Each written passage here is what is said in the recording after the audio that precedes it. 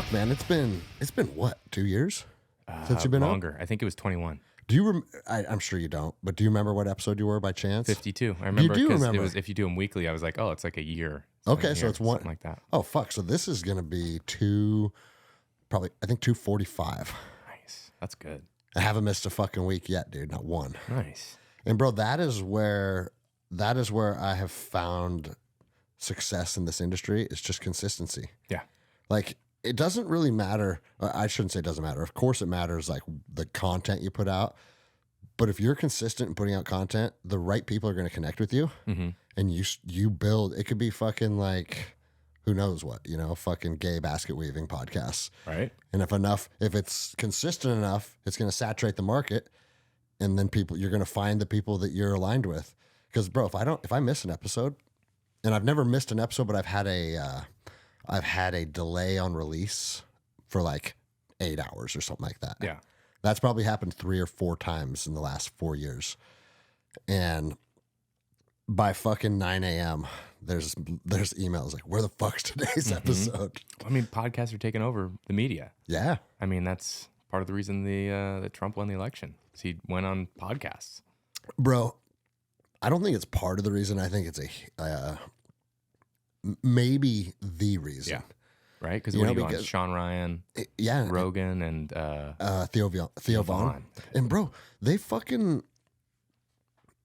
are still like, did you see Kamala Harris is saying like, oh, yeah, Rogan did something and didn't let me on or some bullshit? And Rogan's like, I invited you on and you said no. And I have the email. Yeah. If you guys want to get stupid, I have the email. Like, she went on what's that one? Some dumb girl one. They built their own studio to mimic hers, and they spent like, I don't know how many, a couple $1 million or something on it, which is part of the reason their campaign went broke or in debt. And it's all fake. It's all fucking fake, bro. Yeah. You can't be fake for 3 hours. How the fuck can somebody that wants to be the leader of the free world not be able to just do this, what we're doing right now? Right? We're two former second bat rangers that can sit down and share thoughts and articulate ideas better than somebody trying to be the president of the United States. And there's only one reason for that. I mean, well, there's probably 2 reasons. A, perhaps she's just a stupid person, but that's not it, bro. Well, let's be honest. Right. I mean, she's not the brightest bulb, but she's also you don't become a federal prosecutor just being a complete dum-dum. Right. Right. Obviously, she has to have her narrative controlled. Mm-hmm. Well, she's controlled by people. That's what I'm saying. Because she was their pick. And if you are controlled by other people, you are not fucking competent to be the president of the United States. Right. It's just insanity, dude. Mm-hmm. Well, she was a DEI hire. I hate using that word because everyone hates it. Yeah. And whatever. I don't care about being offensive, but what Joe Biden said, I'm going to pick a black female for my running mate.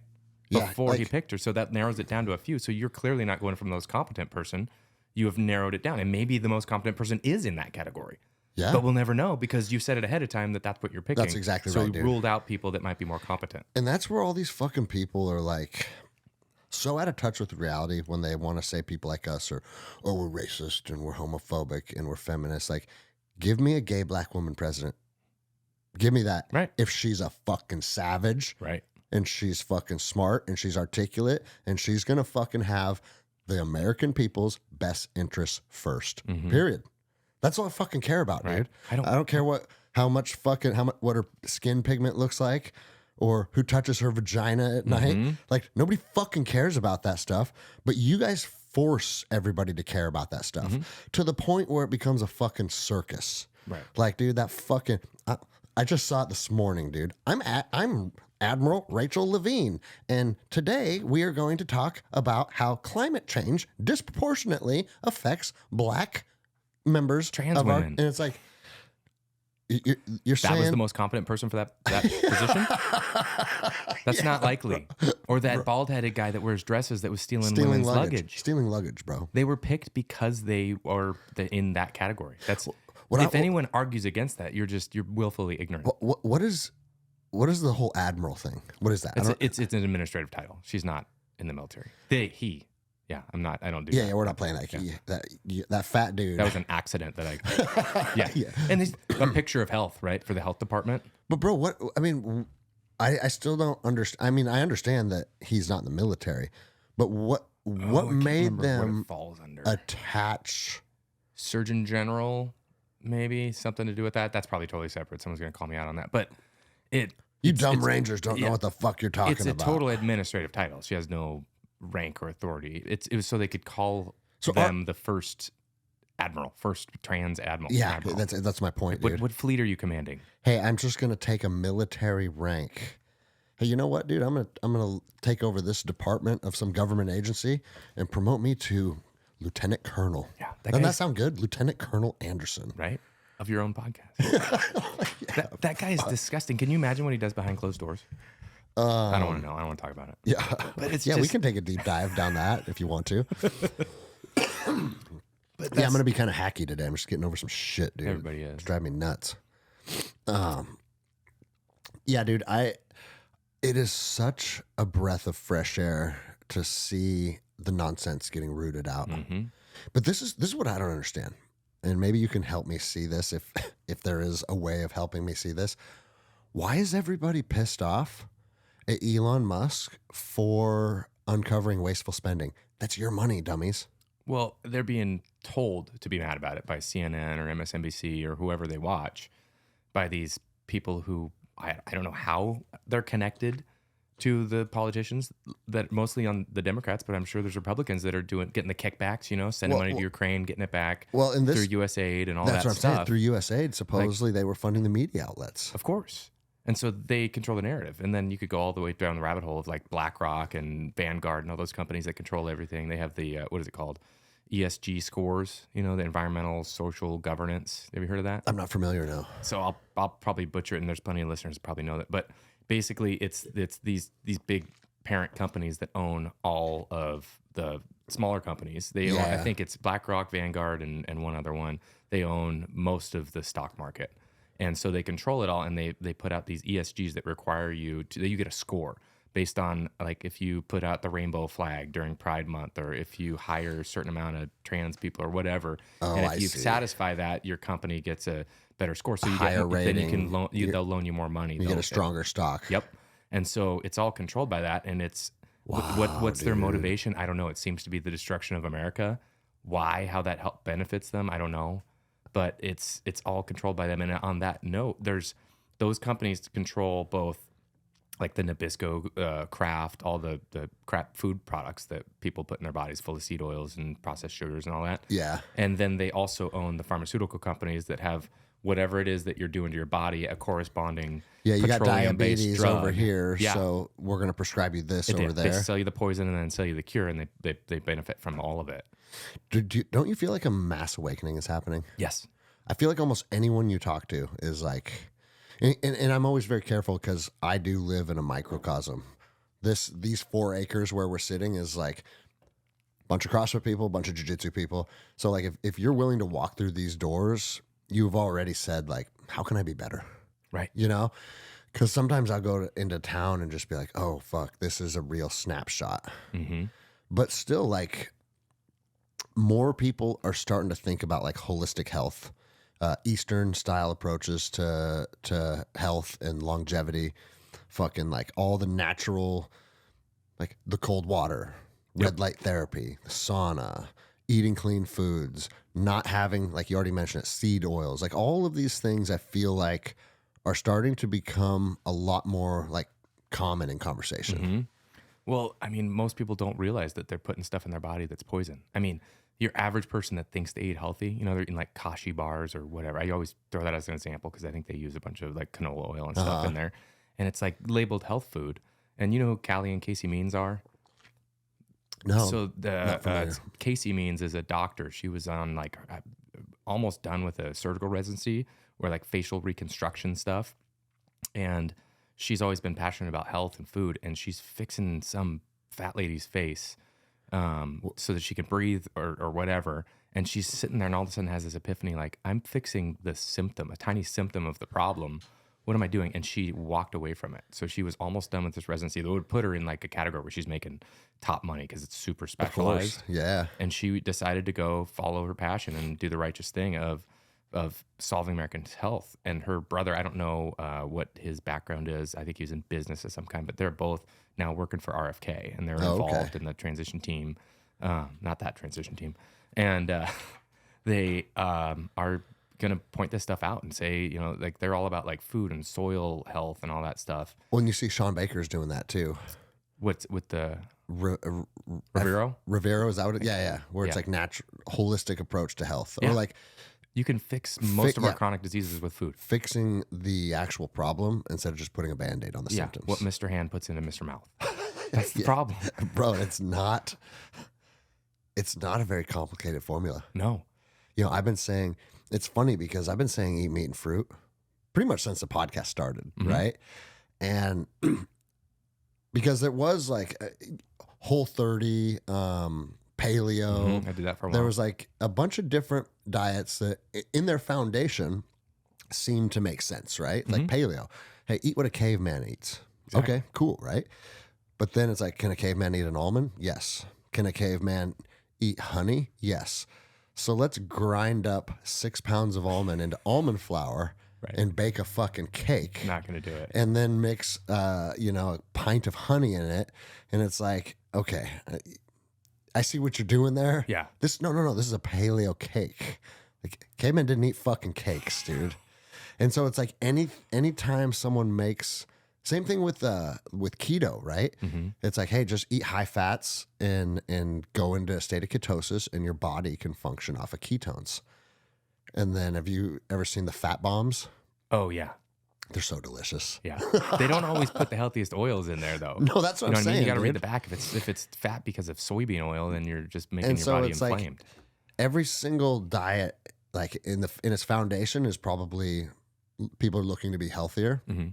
But then it gets drugged back into all the bullshit again, where it's like, I find the best success if I just eat meat and fruit. That's it, dude. Yeah. That's it. Don't fucking overthink it. Now, it depends on like if I'm trying to gain weight or I'm training really hard and I need some type of carbohydrate. Because, dude, I'm not one of those guys.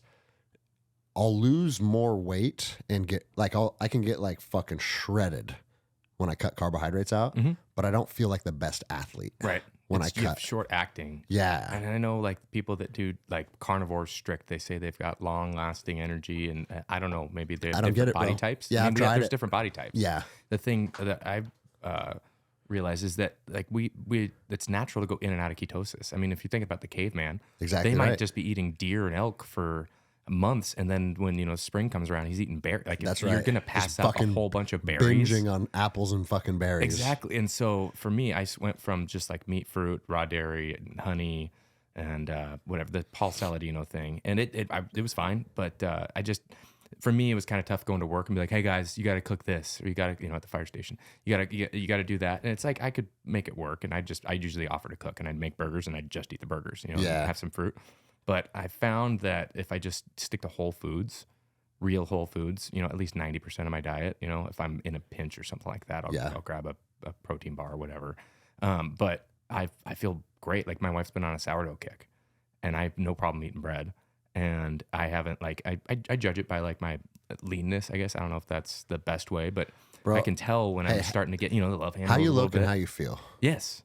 You know what I'm saying? It's not a vanity thing, although it is nice. Every guy wants to look good. I think there's a lot of depressed guys right now because they've got beer guts and they won't admit it. Saying it's not a vanity thing, it's like, I don't know. Maybe when you're talking to your wife, you can phrase it like, no, I want you to look healthy, baby, right? This has nothing to do with vanity.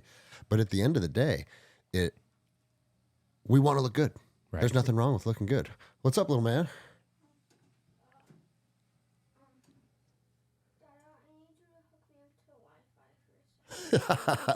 You want to take a pause real quick? Yep. Yeah. All right, and we're back. Your kid had a issue with Wi-Fi, which takes precedence. Of course. It's important shit, dude. Yeah. What were we talking about? Fat people? Yeah, we were talking about fat people, but we were talking about how like people act like it's vain to want to look good. And it's like, bro, who doesn't want to look fucking good? Every man should look like the Statue of David. Yeah, and why not? right? Why not? That's the natural form when you work hard. And bro, when exactly what you said, when I'm working hard and I'm showing discipline and I'm taking care of myself, that's what I look like. Mm-hmm. And it's not because it's funny, man, because when you separate yourself from the herd, a lot of people want to be like, well, bro, you got good genetics and blah, blah, blah. And it's like, no, I can get as fat as anyone else, dude. It's usually people that are like 20 pounds or 30 pounds overweight. Yeah. Totally correctable. They just don't want to do it.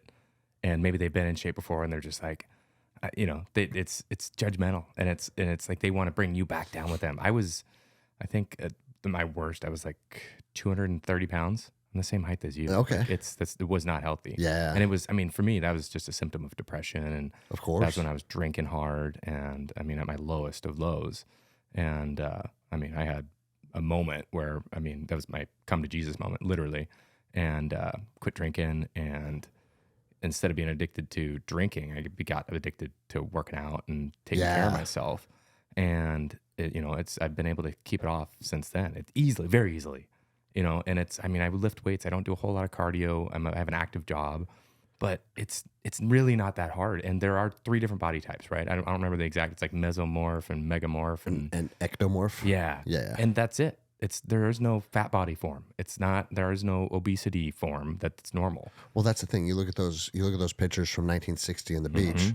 Oh, there's nobody fat. Nope. You might see a big guy that's your, that's going to be your BAR. Yeah. Rifleman from World War II, right? Like that's the dude you hand the squad weapon to. But that's not a fat person. Yeah. That's a person that can move weight. Bro, also if you like what you see in the mirror, mm-hmm. I'm here to tell you, it will change the entire existence of your life. I was ashamed when I was fat. That's what I'm saying. I was embarrassed to be a firefighter. And that's why they want to push this, like, oh no, body positivity and like this nonsense, because it's like, no. Don't decide to be disciplined and work mm-hmm. hard and earn something that's special to you and be proud of who you are. Just be proud of the person that is just fucking cutting corners and being lazy and not doing what they have to do. That person is just as important, and that person should be celebrated too. And it's like, no. That's not reality, you know? Loved, but not celebrated. Of course. And that's the thing, man. It's like you can come in here any night of the week, and guess what? We have all shapes and sizes, man. And I welcome everybody. I give everybody love. I give everybody praise. I build everybody up. Because if they're here, that means they're trying to be better tomorrow than who they are today. That's really all I give a fuck about. But make no mistake, once you look in the mirror and you lost those 30 pounds and your 6-pack is back, you're like, fuck, finally, I'm back, dude. Yeah. And like, that's a good fucking feeling. And especially, and you can say it's vanity, you can say whatever you want. But when I go to like a play at my girls' school, and I look around and like almost every single dad has a beer belly. Mm-hmm. And then there's one other dude that like is built like an athlete, and he'll look over at you and you kind of give him one of these, you know? It's like, hey, we just built a mini alliance because mm-hmm. we're the only 2 fit fathers in the building. Right. Makes you wonder what the fuck's going on. But you can also assume other things about that guy. If something goes down in this building, that's the guy that's going to be helping you. For sure. Get people out, address the threat, whatever it is. Bro, your physique in a fraction of a second tells an entire story about you. Like an entire fucking story. Mm-hmm. You know? And like from not only like, oh, does this dude have discipline? Does this dude prioritize himself? Is he able to fucking maintain what's important to him? All these things, right? And then you can also tell like, oh, that dude's fucking juiced to the gills and can probably deadlift 500 pounds, or that dude can probably run for 15 hours straight. Yep. Like, you get a snapshot of what people's capabilities are in a moment. Yeah. And that's important. Have you ever heard or seen the clip of there's a convicted pedophile that says what he looked for? No. To find victims? He said, didn't matter what the kid was. He looked at the dad. Bro, that's so... And if dad looked dangerous, didn't touch the kid. Bro, that's so crazy that you say that. It may seem obvious. Well, because me and Toby were talking the other day, and my circle of friends is really taking a deep dive into like spiritual health, spiritual growth, spiritual well-being, plant medicine ceremonies, all this stuff, right? And the only way to really move past the place that you're stuck in is to like face all your traumas. Mm-hmm. And what we have found is, bro, almost everybody we know has been molested at some point in their life.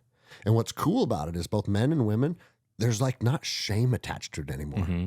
It's like, hey, when I was 6, my fucking friend's uncle used to, and it's like, oh, fuck, man, mine too. And it's like, bro, almost everybody. Mm-hmm. And me and Toby were talking one day. I said, dude, I think we're the only two like people that we know I didn't get touched. that didn't get okay. But and then as soon as Toby said that to me, I said, well, you know what, dude? We had fathers that were present, yeah, and that were motherfuckers. I did not have that, but my dad was So there. you did get touched. My dad was You there. did But get he's a beta male, and if I hadn't gone in the military, I wouldn't be the man Yeah. today. So, But bro, I think that's a big eye opener for me. It's like, dude, if you are not a formidable father, mm-hmm. people are looking at your fucking kids. Right. And it's funny because we came to that conclusion just based on like our circle of friends, Mm-hmm. and then to hear that confirmed by you saw some fucking disgusting piece of shit confirm that. Yeah. He was telling all, I don't know if he's reformed or whatever. He was saying what his tactics and stuff were in the event, in order to help. Hey, bro, help come people. on. There's no such thing as reformed. Well, yeah. Sorrowful. I don't know. Like, bro, I think you can be like, okay, I'm gonna stop robbing banks because I'm gonna start earning money a respectable way, right? Yeah. Or I'm gonna stop slinging dope. Like, almost, I feel like you can move past almost any type of criminal behavior, Yeah. but not that. Touching Dude. kids is bad. That's 2 years ago, I liked sucking dicks of little kids, and now I'm just not into that anymore. It's like, right. off with your head, motherfucker. Yeah. Wood chipper. Exactly. Well, Georgia castrates them with go figure the same medication that they give to kids under the name puberty blockers. You say Georgia, the state of Georgia? Yeah, pretty sure it's Georgia. Maybe Alabama. One of the states They're in the South. they're Chemical chemically castration. castrating? Yeah. Oh man, that's good stuff. And it's the exact same medication that they give these preteen kids who are confused about their sex, who are really just having trouble with puberty, and they're convincing them that they're the opposite sex and giving them this puberty blocker, which they say you can stop at any time and the puberty resumes, but they're already castrated. That's the most ridiculous thing in the world, bro. Oh, hey, we're gonna stop your balls from developing.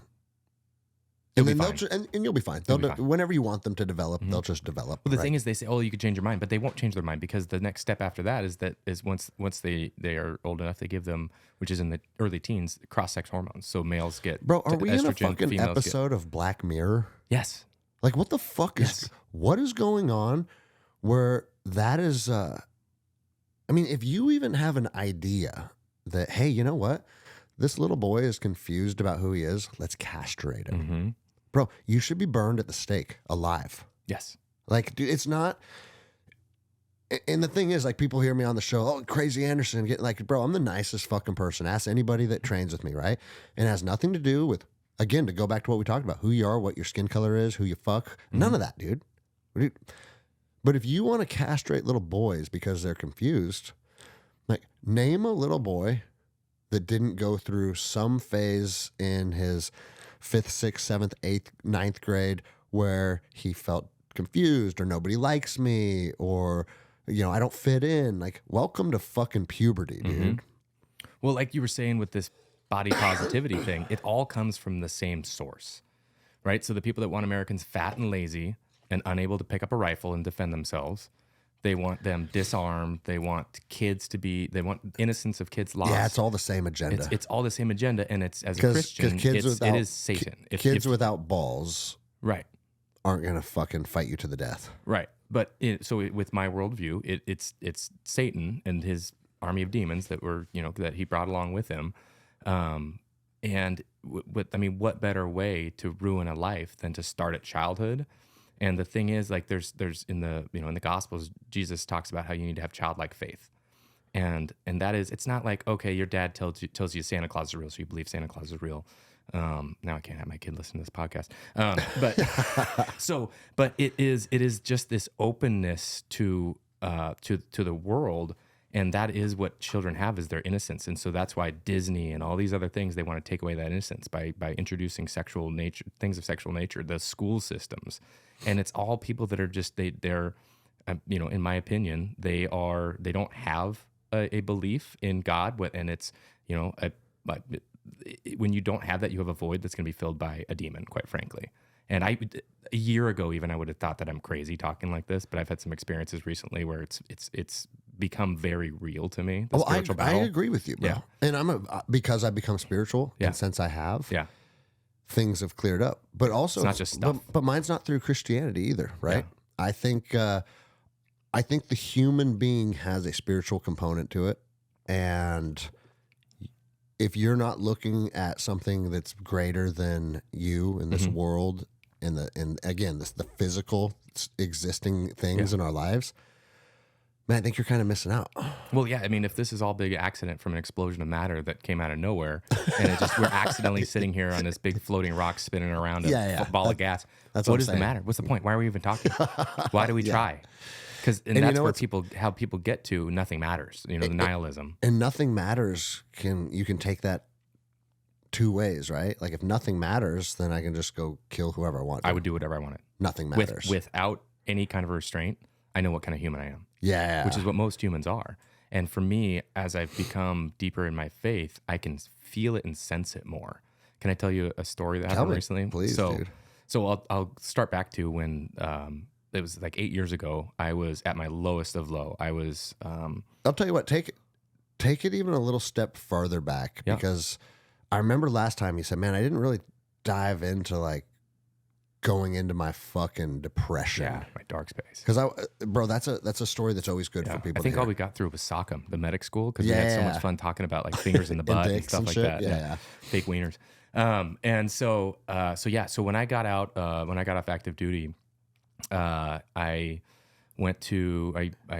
started working in the private ambulance service, and then I ended up getting a fire job, which is my dream job. I wanted to be a firefighter since I was 3 years old, and I was still riding on like, I just was in war and like things are great, and all of a sudden stuff hit me really hard, and I can only see it now for what it was. In the time, it was hard to know where. When you say stuff, like. I would say reflecting, or I would say I had a lot of things that happened in war that I was not proud of, if you will. I mean, I only engaged with a couple people, and the first guy that I shot was unarmed and most likely just trying to get to go pray, and he was tired of the curfew, and we're on a blocking position, and we did all the right things, flashing our white light, the visible laser, and all that stuff, but I wanted to shoot someone. Of course. I had that mindset before every mission. Young Ranger, bro. I was like, it's funny because then I later talked to guys that were Christian that were in, and I didn't know they were. They were praying to not have to shoot somebody. Well, bro, I know a lot of Christians that were like, we're sent by God for the Second Crusades. There's that Kill too. them all and let God sort them out, dude. You remember Chaplain McBride? I was on the 50 cal, and I was killing for the Lord, and I was killing in the name of Jesus Christ. I was like, damn, that was Second Ranger Battalion. Yeah. So I had some moments that, and it's something that I because I later listened to Jordan Peterson, that guy is a Canadian psychologist, and he says that most PTSD is not something. Well, obviously, I mean, if you're a victim and you get attacked or something like that, that's one thing, but a lot of it is from what you see yourself doing. And things that you wouldn't normally do or is outside. Does that make sense? Yes. But also, I think as we mature and as we have families and as we have children, we start to value life differently. Yeah. And then you start to look back at the fuckers that you shot. And bro, I have one that sits with me kind of like very similar. He had a rifle, but it was slung across his back. Yeah. And I shot him in the back from 363 yards away because I had a laser rangefinder, and I was like, let's see how far he is. Oh, okay, yeah. Fucking, he didn't even know I was there. And he's in his neighborhood in Ramadi, Iraq. And it's like, the ROE said, if you got a gun, you die. Yeah. Right? And it's not like I sit up at night fucking crying about this, because like, I can only hold myself accountable to who I was in those moments at that time. Yeah. Right? But if I'm being honest with myself and I look back on it, it's like, can I sling my rifle and walk out into my driveway right now? Yeah. Right. Do I deserve to die for that? Well, I do if there's a fucking invading force that's telling us what we can do and what we can't do. And it's like, oh. Yeah. Well, like I said, we followed the rules of engagement, but I mean, there's another one where our I can't remember the name of the dudes. The psychological warfare guys gave us some notes to hand out at this house we were hitting, and it says like, hey, for the neighbors, like, hey, this family is bad or whatever, and don't associate with them or their friends, and it's all in Arabic or whatever. And so we had these notes, and we ended up engaging this dude that came out because we get up on the wall with ladders in an L, and they heard us, and dude comes out with an AK, he gets smoked, and then his kid comes out, probably 13, teenager comes out, and he picks up the rifle and gets killed. And then we're doing our SSE and stuff. And I'm, as a medic, I've got to have, I got my little scalpel and my little kit to get blood for the FBI. I think I can say that now. It's like, well, you said it. We'd get them DNA so that they could figure out who these people are, see if they're in their system. And so I'd collect samples, and I'm collecting samples. I got the scalpel, and one of the squad leaders, comes over, he gets this like knife that he found on SSE, and he takes the note, and he's like, they said to leave the notes, and then stabs it into the dude, the man, to leave the note. And I'm like, I'm very impressionable, young, Ranger medic. And I'm like, oh, cool. I got a scalpel in my hand, did the same thing to this kid. Yeah. And it's like stuff like that just like, that doesn't sit right with me.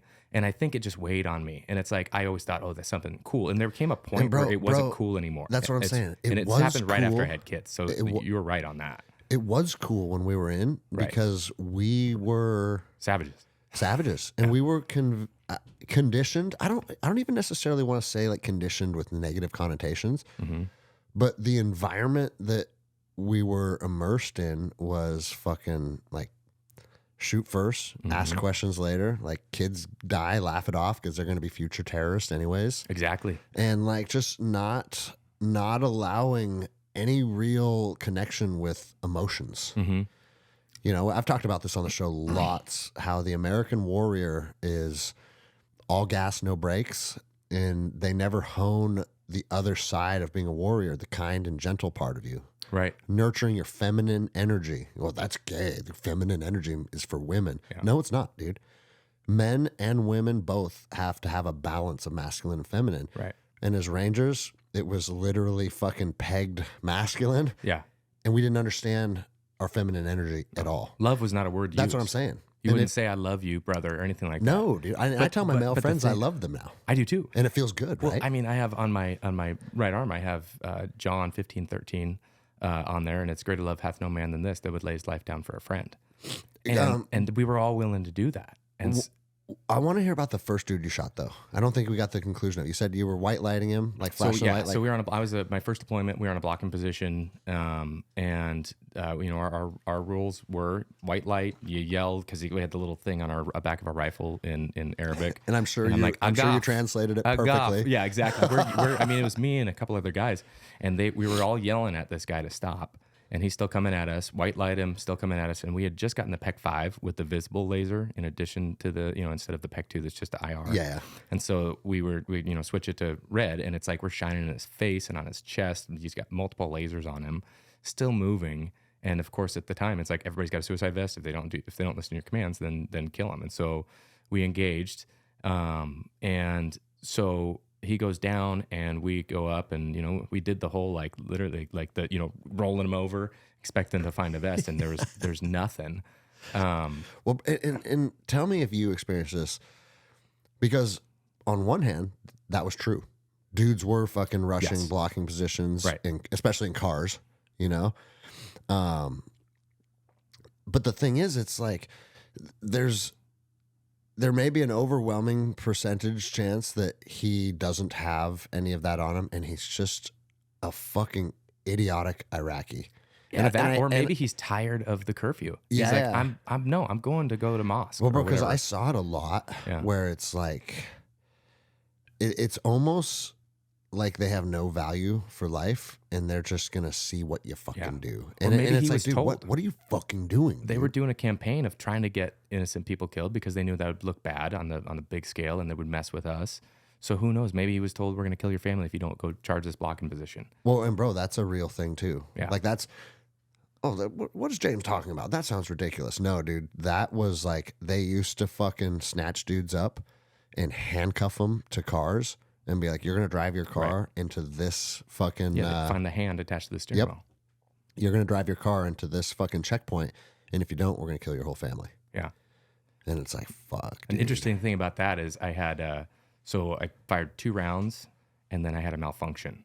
And so I cleared it real quick, but I didn't take a knee before I did it. Yeah. And there was a team leader that was up on the balcony of the house that they were clearing that saw it. And later he's like, why the fuck didn't you take it? You know, he's getting on me for that. And so I cleared it. Like, bro, this is your first fucking deployment too, bitch. Well, I was able to get more rounds before he hit the ground and then 2 more in the back of his head as he hit the ground after clearing the malfunction. I was pretty impressed. But I ended up, one of the armor took a look at my rifle.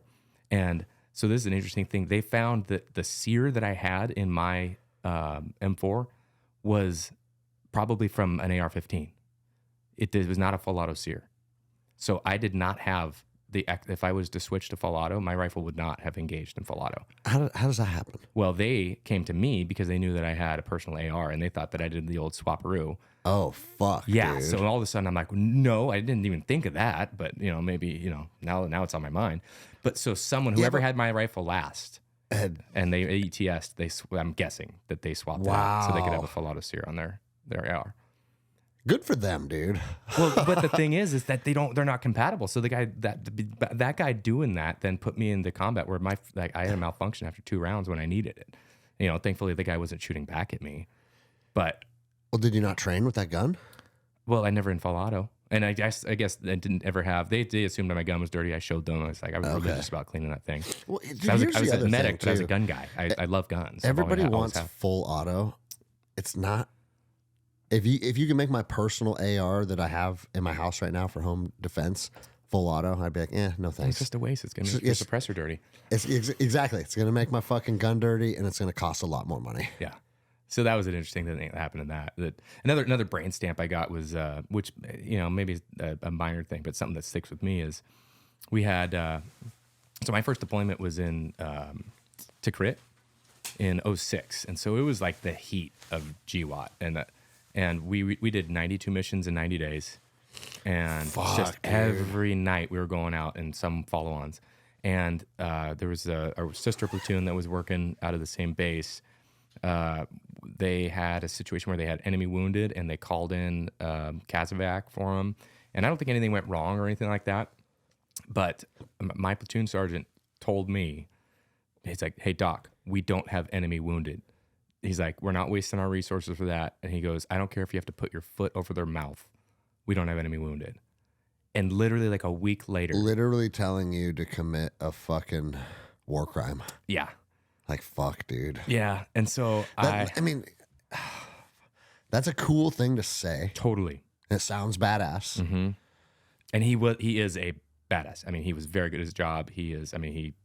I'm not going to use any names. But I look up to him. And he's solid. I feel the same way, if we're being honest. Like, dude, if you're confirmed fucking Taliban or ISIS or fucking Al Qaeda Iraq and you're fighting us, fuck you. Yeah, I'm okay not going to all the degrees that I can. I'm good not dumping my aid bag to save you when we have more mission to do. I'm going to save that equipment for my guy. I'll do some basic stuff, and if you expire, you expire. But to straight up murder them, yeah. And again, like in a perfect world, okay, like whatever, I don't care. Yeah. But there's a lot of liability that's going to follow that. So what happened? It happened to be a week, maybe not even a week later. We're out on a mission, and as soon as we explosive breached, we had a sniper up. It was like a cul-de-sac, and our sniper was just on one of the houses across the street.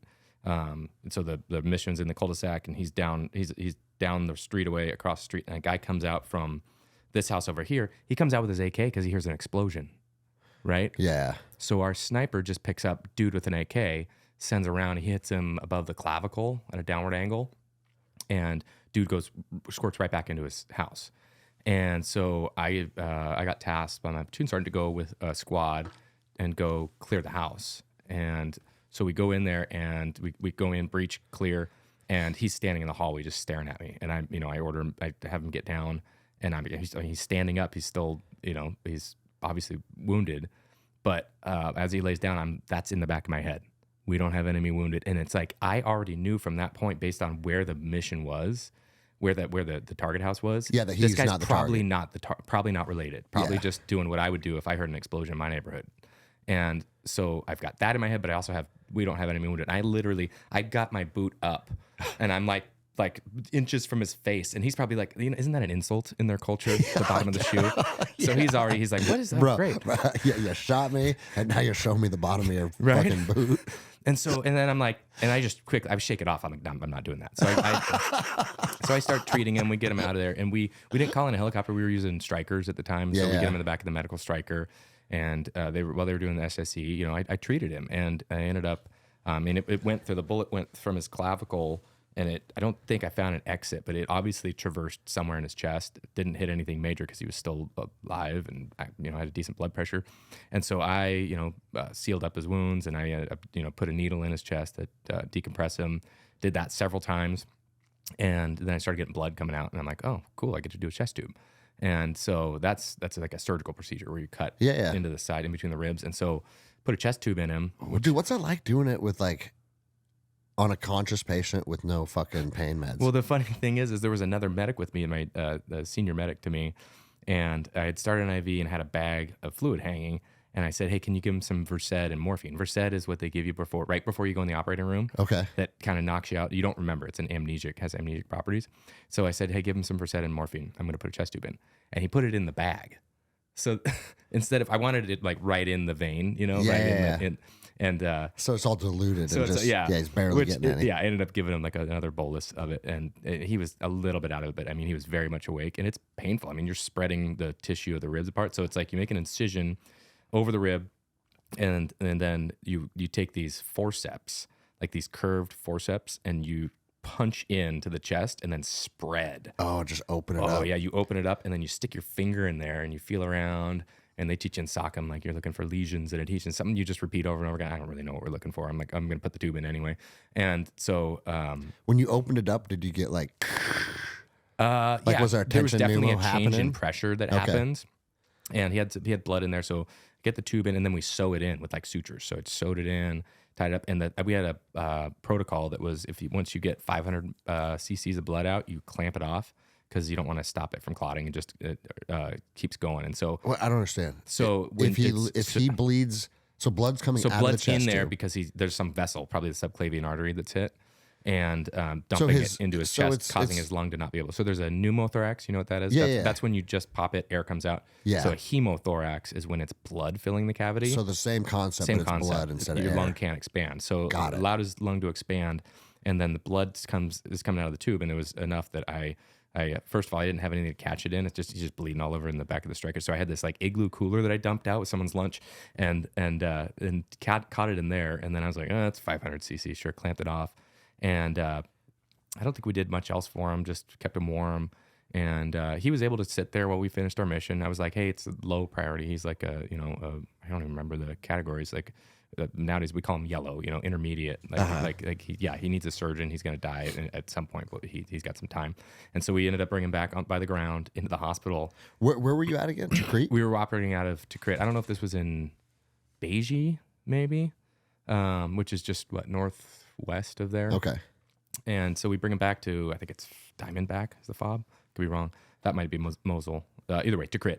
And we take him to the hospital there. And we bring him in, and I give him our report, and he's looking at, because regular Army medics don't do chest tubes. Maybe they do nowadays, and at the time there was maybe some recon medics that they would, their doc would teach them, like an infantry level, company level recon team. Yeah. And 18 Deltas probably only guys that would do something like that. Anyone that goes to SOCM, so Rangers, SEALs. Got it. Yeah.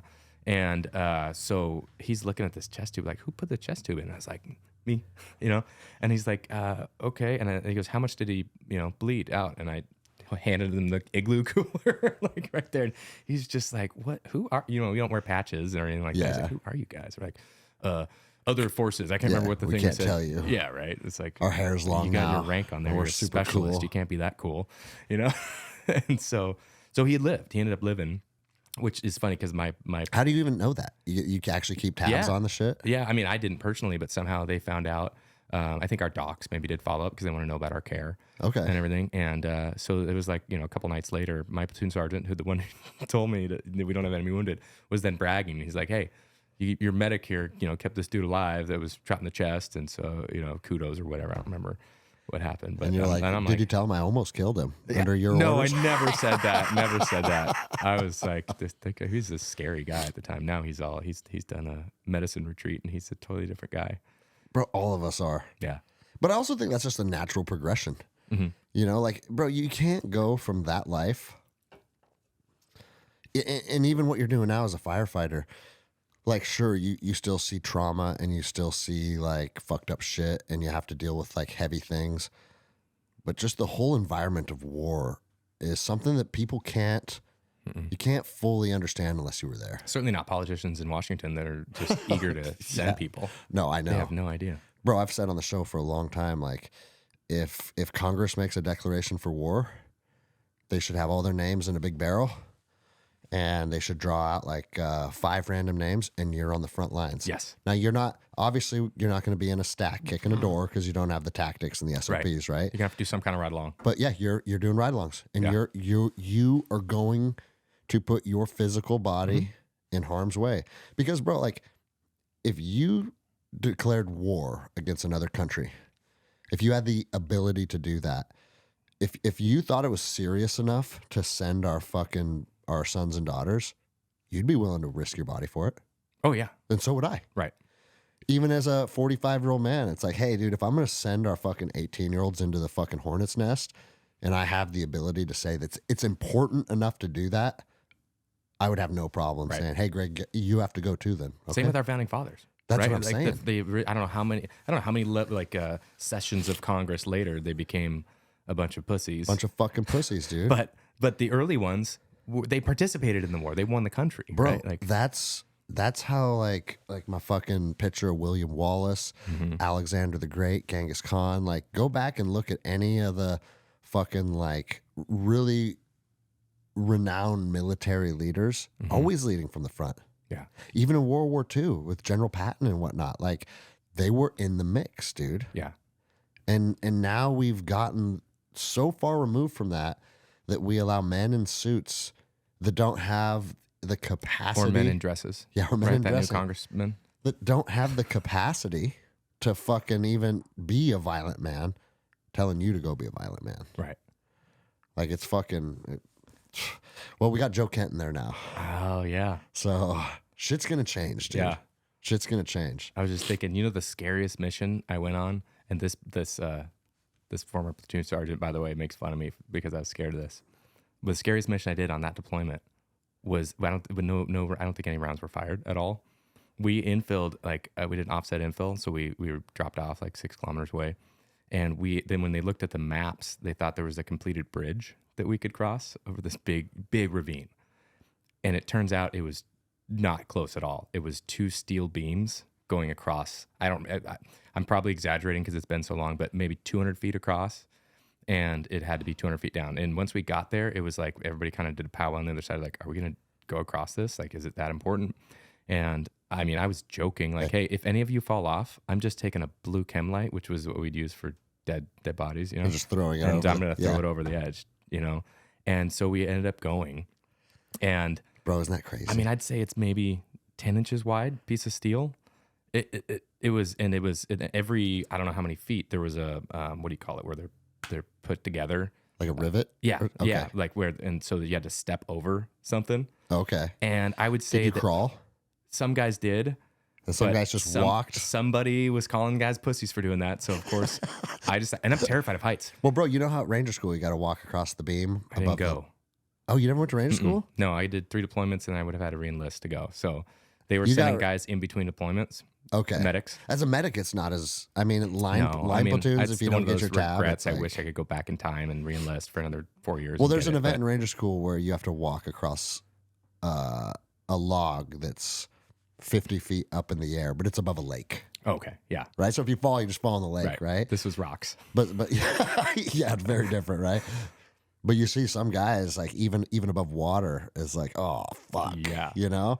I've always been terrified of heights. Like every jump was terrifying, but you know, you get over it. Bro, that's the most Ranger thing I've ever heard. This is a real world operation. Yeah. If you fall, you die. Yes. And if you decide, hey, I'm better off fucking crawling. Yeah. Like by I mean, we're in full kit. There's guys yeah, carrying saws we're that in are full just fucking tiptoeing. kit, exactly, with saws, Yeah. right? And bro, when I was kitted out as a saw gunner, my kit was like fucking almost 100 pounds, dude. I mean, looking back now, the Lord was definitely with us. That's including the chances of someone falling is just, it's too high that Yeah. nothing happened. But it was, so we're going across and under night vision too, of course. And just to make it even better. And the dog handler was in front of me. And so his dog is with him. And the next beam over was like 6 feet away. And probably about 20 feet before the end, still high enough where you're not like, because you know the other end's a ravine, so it became gradually less and less scary. Yeah, but you're like, okay, if I fall still here, I'll at least live, Yes. probably. So the dog starts freaking out and leaps over to the other beam and makes it. Malinois? Yeah, Of course, dude. makes it over to the other Like beam, a and the fucking handler's like like a fucking doing this. panther, dude. Yeah, I thought I was about to watch this guy go because I thought his dog would pull him, and they both made it there. And I don't remember if he jumped back or if he stayed on there, but we all made it across. I don't remember what the mission was. I mean, it was that's the focal point of the go mission. getting some guy that had a phone number of a guy that had a phone number of a guy that gave some money to some guy or something. You know, that was a lot of. I mean, we did so many missions, and I mean, not to say we didn't catch a lot of bad guys or kill a few Bro, bad guys, but it was. But a lot of but if we look back on closely that connected. and be like risk versus reward, Mm-hmm. for one of your Rangers to fall off that metal beam for what? This wasn't fucking the Uday Kuse raid. You know what I'm saying? Exactly. You don't even remember the mission. But bro, I look back on like when we were. Did you ever make it through Bari Kaut, Afghanistan?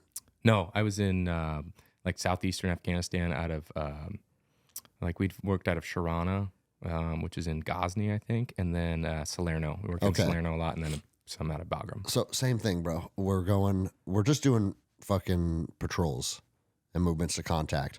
And I never even took my weapon off safe this deployment. Like, we never came across bad guys. Some of the other guys in the platoon did here and there, but it was a really chill deployment. But in order to get to these ridge lines along the Pakistani border, we'd have to cross the Kunar River. And bro, the Kunar River is fucking like a big raging river. And if you fall into that river, you're probably going to fucking die. Yeah. And In full kit. yeah. I mean, when we were patrolling Afghanistan, we didn't have body armor, but still, it's still full kit. You still have fucking mags and grenades and your gun and all your rucksack, you know? And they had this fucking cable stretched across the river with a little basket in it with 2 pieces of rope attached to the basket, and one went to one shore and one went to the other. And you just sit in there. And we're the same thing, fucking 240 gunners, fucking ABs with tripods and shit, and pulling that little rope. Gosh. And it's like, dude, how did that thing not fucking just snap? Yeah. You know, with fucking, do you remember Zdenek?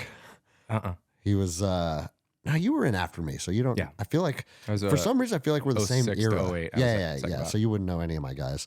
But still, like, my saw gunner, there was like a 250-pound dude, just a fucking giant beast motherfucker, dude.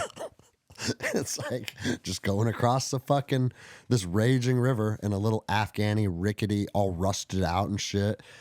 That's what we did. That's crazy.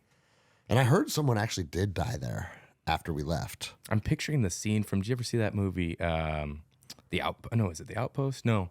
The one where they're in that area where they're just surrounded by these big mountains and they get in the big gunfight. There was a Medal of Honor recipient out of it. It was... Was it SEALs? Maybe it is The Outpost. I think it is The Outpost. It's a really good movie. It's, I haven't seen that. I don't even think Clint Eastwood's son made it. Okay, no, I'm not even familiar with it. Really good, but yeah, there's a scene in there where they I think it was like an IED or something, like on some rickety bridge like that they were crossing. But yeah, worth seeing. But here's the thing, though. It's like, I also wouldn't take any of that shit back. No, You know, it was everything. Like my whole life. I mean, all of the things, the terrible things I did while drinking, all this stuff. It's for me. It's helped me get to where I am today. Yeah. And I can now talk to guys that are going through something and share my experiences and help them get through That's the next phase of our generation because we had to go through a lot of shit, man. And once people look at guys like us, because we're old enough to hold wisdom, but we're still young enough to be one of the guys too.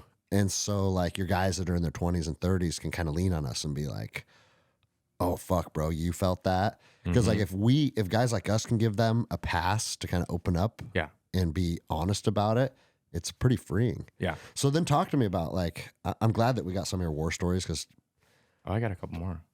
Oh, go ahead, dude. Let's talk about it. If you got a couple more good war stories, let's share those. And then I think it's important to dive down the path of, like you said, you kind of went out of control. You leaned on alcohol and you hit rock bottom. Yep. Okay. So I got to crike a guy, punch a hole in his neck in my second deployment. So first deployment, I got to do a chest tube. Second deployment, I got to do a crike, and it was on an enemy. And we were breaching, top-down breaching. So, like all those places in Iraq have cupolas up the top. I don't know. So the cupola, it's like the door that goes to the roof. They all sleep on the roof at night. Yep. And so we were breaching from the top, and so they placed their charge. And like fast roping on? No, we drove down? We drove in. Okay. We just laddered it. Oh, I see. Okay. And I don't remember why they chose to do that. I think it was like a 3-story deal or something. I don't know what they had intel of where the dude slept or whatever. And so they placed the charge, and it's they initiated with the 6.4 second delay.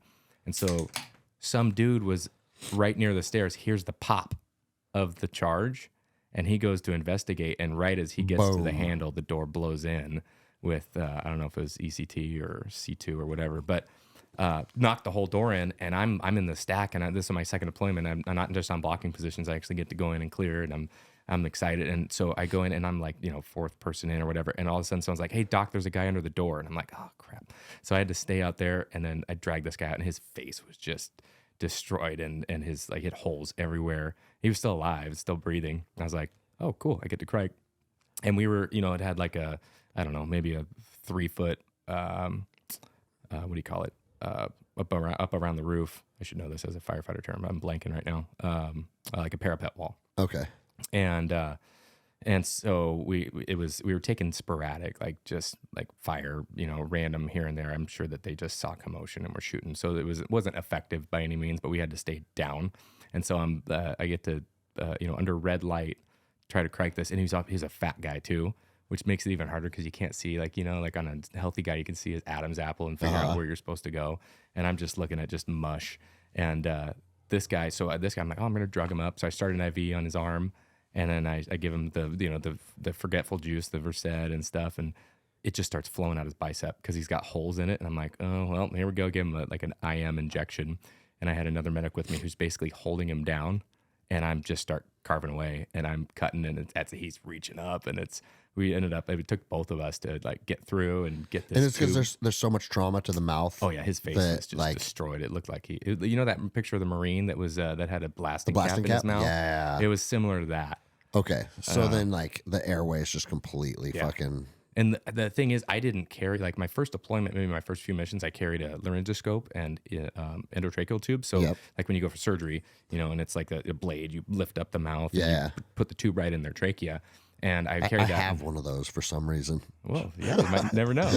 And one of the other salty medics was like, you don't need that. He's like, first of all, it just takes up weight on your kit. And if somebody needs an airway from trauma, it's not like you're going on somebody with COPD and asthma or something like that, and you're medically doing this procedure. It's like somebody's messed up if you're putting a airway in them, like more than just like the nasal trumpet thing, right? Like that's for somebody that's breathing. But if they need help breathing, then from trauma, then they bought a hole in their neck, and it's a crate kit's only this big, and I could carry a couple of them.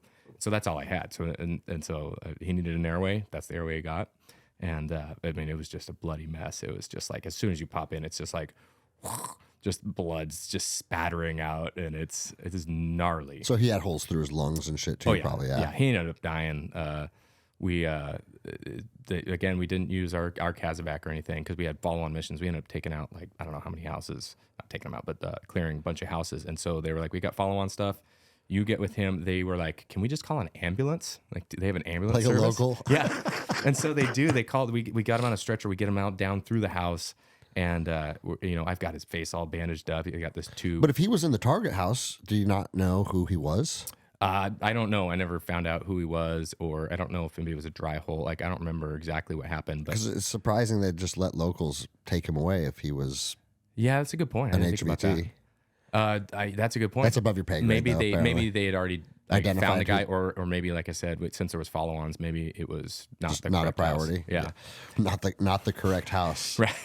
Sorry about your door and your face. That's not the first time that's happened. Oh well, I mean, when you're doing that many missions, and it's like a lot of them are loose connections, right? You get their phone, and then you start looking through their phone. They called this guy. It's like maybe he was calling that guy for, like, maybe they're high school buddies. I don't know. Yeah. And he doesn't know that he's shady, and so we get him out there, and this ambulance pulls up, and it's just like an old van with like a amber lights on it. Did it have a little moon on it? Yeah, it did. Like, right? And this two dudes in white lab coat, doctor coats. They were not doctors, and they get out, and one guy's smoking a cigarette, and the translator went on to the follow-on mission, so I didn't have a translator or anything. So I got my white light, and I'm like on his face, showing the whole, the airway in his neck, and then I just like handed him off, and like, bro, shuts the doors. I can see the glow of the cigarette in the back of the ambulance. The dude's just sitting back there with him, just smoking, driving him to the hospital.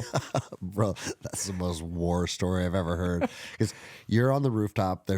You're like you said, we're not taking effective fire, but there's still gunfire going around. Yeah. So you have to be below 3 feet, because that's what those walls are, give or take, right? So you're hunkered down, criking some fucking dude that answered the wrong fucking door, and then two guys in lab coats come and take him away. That's the most Iraqi thing I've ever heard in my life, dude. We also called the Iraqi fire department one time because we set a house on fire. So we breached, and right behind the door, and I don't know if it wasn't a gate charge, but it was a big charge. It was like a big piece of ECT. I don't know if it was like 2,400 grain or maybe 3,200 grain. The big ECTs were like the size of an elephant's trunk, like 5,400 at that point. That'd be like a gate charge. And for people that don't know, it's explosive cutting tape, and it literally is like a linear shape charge. Yeah, has the inverted copper in it, and it just cuts through anything. Yeah, so they put that on the door, punches through the door, and as we're clearing, there's this big tank behind the door, and it was full of kerosene. And I don't know why it was so close to the front door, why they had so much of it. But someone's like, "You smell gas?" Like as we're like bailing and clearing, but somebody also threw a 9-banger, a flashbang that goes off 9 times. I didn't have those, and that was really cool because it's super distracting, and people think you're coming in shooting, and they keep their head down. And once you get used to it, you can just fucking go through them. Oh yeah, and that we used to bang our privates. In the dorm or in the barracks? Not in the barracks, no. But like me and Toby, like at training exercises, would be like, all right, here, why don't you guys go in this room, and then bang the room to literally like just condition people to it. Mm-hmm. And it's probably all the fucking TBI claims that are coming through the VA these days. Yeah. It's probably from our fucking training more than warfare. Yeah. Or like, dude, like what was the minimum safe distance for like your flex linear? Oh man, I did take a demo class, but I don't remember. I know we never followed it. That's what I'm saying. It got to the point where people operator syndrome would just fucking close their eyes and turn their head and open their mouth and fucking boom. Yep, feels like getting punched in the face every time. So yeah, we set this house on fire, and it was slow. It was like kerosene. It wasn't like this big flash or anything, but something caught it on fire, and we cleared all the way to the roof. And I'm sitting up on the roof, and that was my thing. Once I got to the roof, I'm like, this is where I'm gonna get to shoot somebody. Because I'm like, someone's gonna be coming. I'm gonna see him. I got my, I'm gonna get the drop on him and shoot him from down the block. And I thought that was gonna be it. And so I'm sitting up there just looking. Bro, remember around. how exciting that was though to feel that? Yes. You're like, dude, this is the time. I'm in the right spot. Everything feels right. Especially when you are in like a situation that's fucking hot. Yeah. And there are bad guys so around. The bad guys are gonna come flooding in. Oh yes, dude. Yeah. It never came to fruition like that, but so I'm up there, and meanwhile they're calling. I can't remember the terminology now, but get out of the house, and there was me with like one small element up there, and they were counting guys out and everything, doing the right thing, and but like, my platoon sergeant got really pissed at me because I was staying up there. Comes down, he's like, "Where were you? You're supposed to stay with me," and I was like, "I was on the roof." Hoping to shoot someone. Well, but that's the thing though. It's like on one hand, it's like, hey, medic is pretty much the platoon sergeant's right hand man. Yeah. Like you're attached to them, right? But then sometimes you fucking get put in the stacks too. Yeah. And that's one thing that's unique about Ranger Regiment is all of our support personnel are expected to be able to just fucking hop in a stack too. Oh yeah, we take mechanics out with us. That's what I'm saying, dude. Yeah. We took our cook out with us sometimes. Oh, nice. And it's like, what? You took your fucking cook out? Mm-hmm. They're trained the same. Like, dude, they go to the range just as much. You are expected to be, I mean, like the Marine Corps says, like everybody's a rifleman first, right? Which is not true in the Marine Corps. And I'm not casting shade. I love the Marine Corps. There was a lot. I saw a very high level of what you would call like, well, it's going to sound derogatory, but like the pogues of the Marine Corps outperform the pogues of the Army by fucking 10x. Dude, oh yeah. You know, but still, like being able to allocate a medic or a mechanic or a fucking cook on an operation, it's just something cool about that. Yeah. Yeah. We had a mechanic with us on a mission where we got blown up, and he was able to repair one of the strikers like on the site. So it was really? Like it worked out perfect. Yeah, I can't remember if that was in my first or second Iraq deployment, but it was like it had to be like 2 anti-tank mines that went off right under a striker. And the guys are so lucky. I mean, they got rocked. They were they all had blood coming out of their ears, and their bells were rung, but nobody was seriously injured at all. They were able to keep going. But it was like I was in the vehicle right behind it, and I remember like you can kind of look on the screen, you know, because they've got like a video screen and it's IR, and I could see the thing do a bunny hop. I mean, this striker is very heavy. Oh, it lifted it off the fucking ground. It didn't penetrate though. It didn't or it might have penetrated the engine block, but it didn't penetrate where the personnel hang out. And in the crater, I got a picture somewhere on a hard drive somewhere of the mechanic, and he's standing in the crater, and it's like up to his chest, and it's super wide, and it's like how. And that was one of the first times we ever had contact. And I remember thinking, like, because we did the right thing. We drove around, go through, and people they're shooting because you shoot at anybody that looks like they might have detonated that, right? And so I'm like, I hear shooting. Is this going off? And I'm like, oh man, first of all, I'm gonna have a lot of work on my hands because I figured everybody in there was messed up. Yeah. And so I get out. I'm like, this is war. All right, cool. Like this is it. And I'm all ready to go. And we get there, and they're all like shaking their head. They're like, we're all right. And then it's like turns out there was no follow-on ambush. That was it. It was just a single IED. We didn't get any fire or anything like that. So it like started out really hot, and then it turned out. But that was like my first exposure to, so that must have been my first deployment then. Dude, that was always I don't know. I think that was one thing that really helped our team out in Ramadi was like, dude, if we did get ambushed, everything that's visible is getting fucking taken out. And that became known as like our SOPs. Don't be around an ID if you have a cell phone. Yeah. No, dude. Don't be on a rooftop. Right. Like, I don't know how many people died in Iraq. Yeah. Don't be on. Because they had a cell phone. Or on your roof. Like, right. And the thing is, it's like people in America think, well, why would they be on the roof? Like, well, you kind of already described it. Like, hot. The roofs in Iraq are basically their 4th story of their house. Yeah. They're flat, and they have like lawn furniture and shit up there. It's like an additional little like patio. Yeah. Yeah, they'd sleep up there in the summertime. Yeah. Man, it's fucking like just hearing you say all this shit is like super nostalgic. Yeah. 'Cause I lived in my own house for a while in Baghdad. Like our team had its own little house. Yeah. And it's just fucking, it's cool, man. Thinking back on all this shit. So we have, at my department, we have one other guy who was a ranger in 3rd Bat. He was a sniper in 3rd Bat. And he got started before me, but we were at the same time. And I think we actually even, he was 3rd Bat. So he relieved our platoon at some point. We didn't know each other. And then another guy that was briefly with us, he went on to somewhere else, but he was in much later, like late teens. And still getting it on? No. So okay. I was telling him, I was like, yeah, I was in 06 to 08. And that's when I deployed. And he's like, whoa, man, that was like the heyday. And I hadn't really thought of it like that. I thought everybody was doing what we did. Like I said, 92 missions on the first deployment. I think it was like 70 I didn't on my have second. any deployments like that, bro. Even in Afghanistan, we went on like 40 something missions in Afghanistan, which was slow.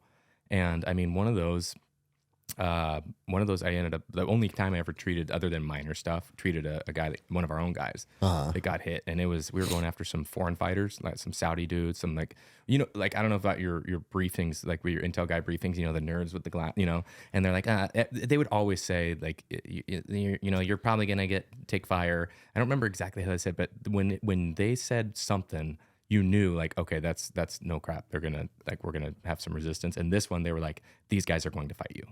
That's why they came here. They came here for training and this and that. And I think the main target was this guy who was a sniper. And I mean, like we found his dope book and everything. Like he was legit. And so we And this was Iraq? Afghanistan. Afghanistan, okay. I think it was in Ghazni. And we sneak in, offset infill, and we're set up on the house, and they set up, they did this, ladder on two sides on an L, and they somehow heard something. Guys just start pouring out, and the two dudes on the ladders just start going to town.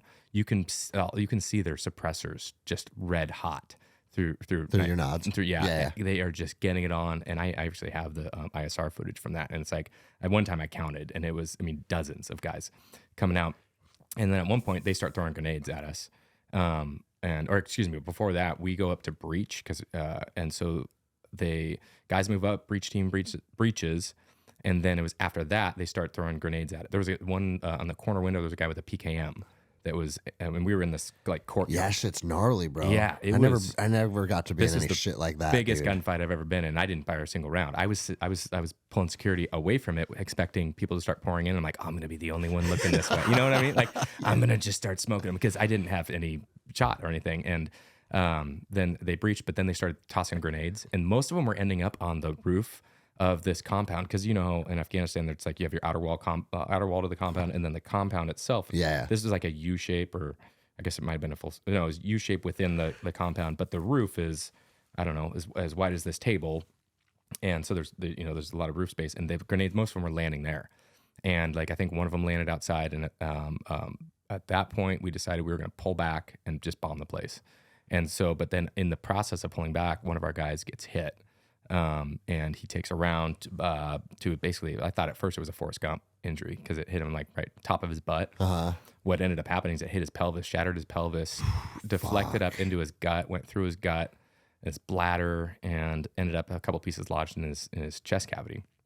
And so he's down. He announces on the radio that he's down, and I'm across the way between him and the PKM. What was his position in the platoon? He's a squad leader. Okay. He was one of the guys that was up on the ladder, smoking dudes. And so he was coming down off the ladder to go back to pull back to a position where we could start engaging with AC-130.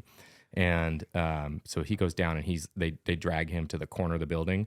So he's at the corner of the building, and so around the corner and up is the window where the guy with the PKM is. And so it's got two windows on that corner. So the guy could look at me. He couldn't get down. He couldn't aim down. I see. And is that what he got hit by, the PKM, you think? No, I'm not. I think it was, I don't know exactly, but based on how it moved, it was, I was probably a smaller round. Okay. So I'm like, oh, this is it. This is the first time I've ever had to deal with, because when you're dealing with an enemy wounded, it's like, very different. It's for like sure. Practice. I mean, I care, but I don't really care that much. But this is one of our guys. Yeah, it's your guy. It's totally different. And so, but the thing is, like, I'm way over here with my platoon sergeant, and I'm like covering and looking back and covering, and then my platoon sergeant moves to go past the breach, move up to the house, go past the breach, and get to him. And I got left behind. I should have been paying attention and gone with him, but I was like, oh shoot, that was my moment, because there was people providing cover fire for that movement. And so now I'm stuck by myself. I'm like, well, I need to be over there. And I was like, I don't want to move. I don't want to move from my nice comfy position. But I ended up going, ended up making the movement by myself. I was fine. I go past the breach, and go to the corner where he is and drag him a little closer to the end.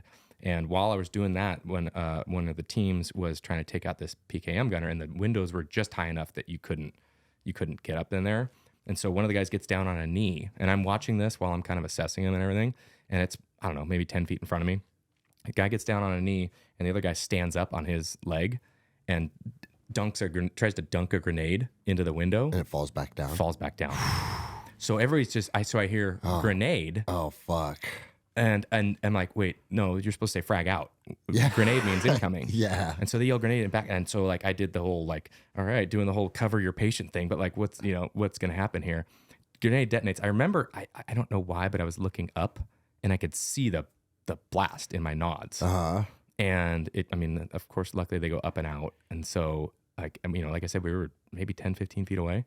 Bro, I didn't get touched. Bro, I was just going to say, I've lost confidence in frags and 203s from warfare.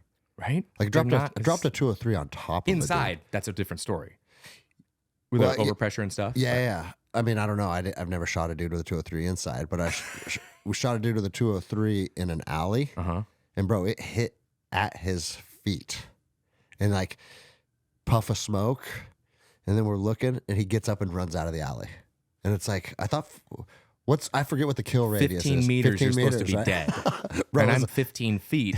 yeah, and exactly. it wasn't fun. But yeah, so they do the same thing again. And this time he gets it in there, goes off, PKM goes dead. Nice. And so then at that point, then that was the only threat we had there. And they smoked most of the guys in there. I think everybody else was hunkering down inside.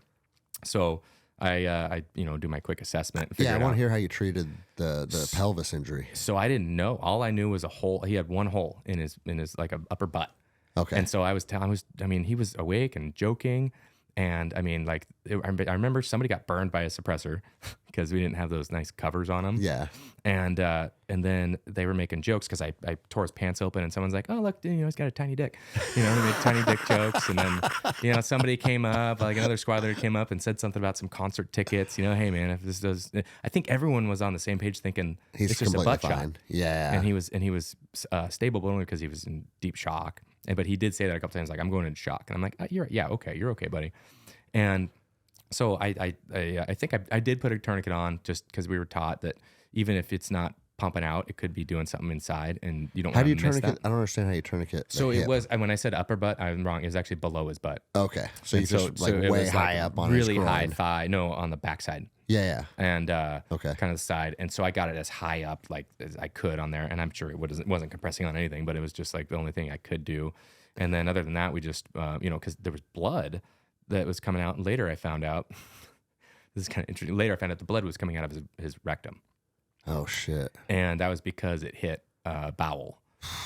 And which is fucking. So I didn't use gloves for our guys. I wear them for the bad guys. Although looking back, like those guys, I probably should have been more careful. I'm kidding. Yeah. I know their social life, right? Yeah, exactly. But no, fucking victory I drive. had his butt blood all over my hands, and I didn't find this out until much later. And after we destroyed the place and everything, I put a chew in.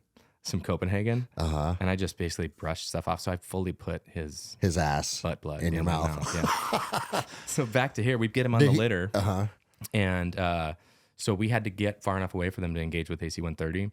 And so we got back, I don't know, whatever the minimum distance is, and they start just hammering the place with 40 millimeter, and they were marking it for the F-16s because they ordered, I think, 3 500-pound bombs. And so we had to go march out further. We get out further, and like we had taken his hat, his helmet, and his sword and off, his ear pro, and so it was like they were calling. I don't know if we had the controller with us, somebody who was listening to the jets, and they were when they were saying like 10 seconds out or whatever, we like covered his ears and stuff. But I mean, we were close enough that it was we felt the wave shaking the fucking ground. Yeah, and so that just destroys it. Again, I have the ISR footage from it. It's really cool. I'll have to Bro, isn't it crazy? Like everybody in the military was fucking getting some. Yes. Like all the different pilots. Like we do operations where we'd have there'd be Cobras, there'd be fast movers, there'd be AC-130, all in the stack. And it's like everybody's fucking getting some. Yeah. Yeah, we used a lot of ordinances, and so we get him out. And the other crucial thing on this mission is that because they knew that we were going to take fire, they had what's it called? It's the JSOC medical team, JMAU, Joint Medical Augmentation Unit. So they could pre-position with. They have. I've heard that surgeons. Acronym. I don't know who they are. So they're part of JSOC, and they have. Like PAs, nurse anesthetists, so basically an anesthesiologist for all intents and purposes, trauma surgeons and ER doctors, and they have a plane. I believe it's a CASA 212. Are they their own their own unit? Yeah, out of Bragg probably. I don't know exactly how that what the chain of command looks We're probably like. violating a bunch of OPSEC right now, right?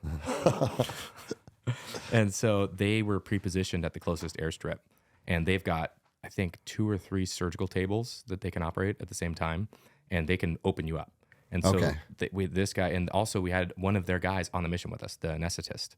So he had his bag of drugs, like everything you could possibly want for anesthesia. And so like I told you, I basically just put the tourniquet on that was probably not doing anything, and then started a big IV on him and gave him some Hextend is the best thing we could carry at the time, which is like a sugary, starchy fluid mixture IV, and it'll expand your volume.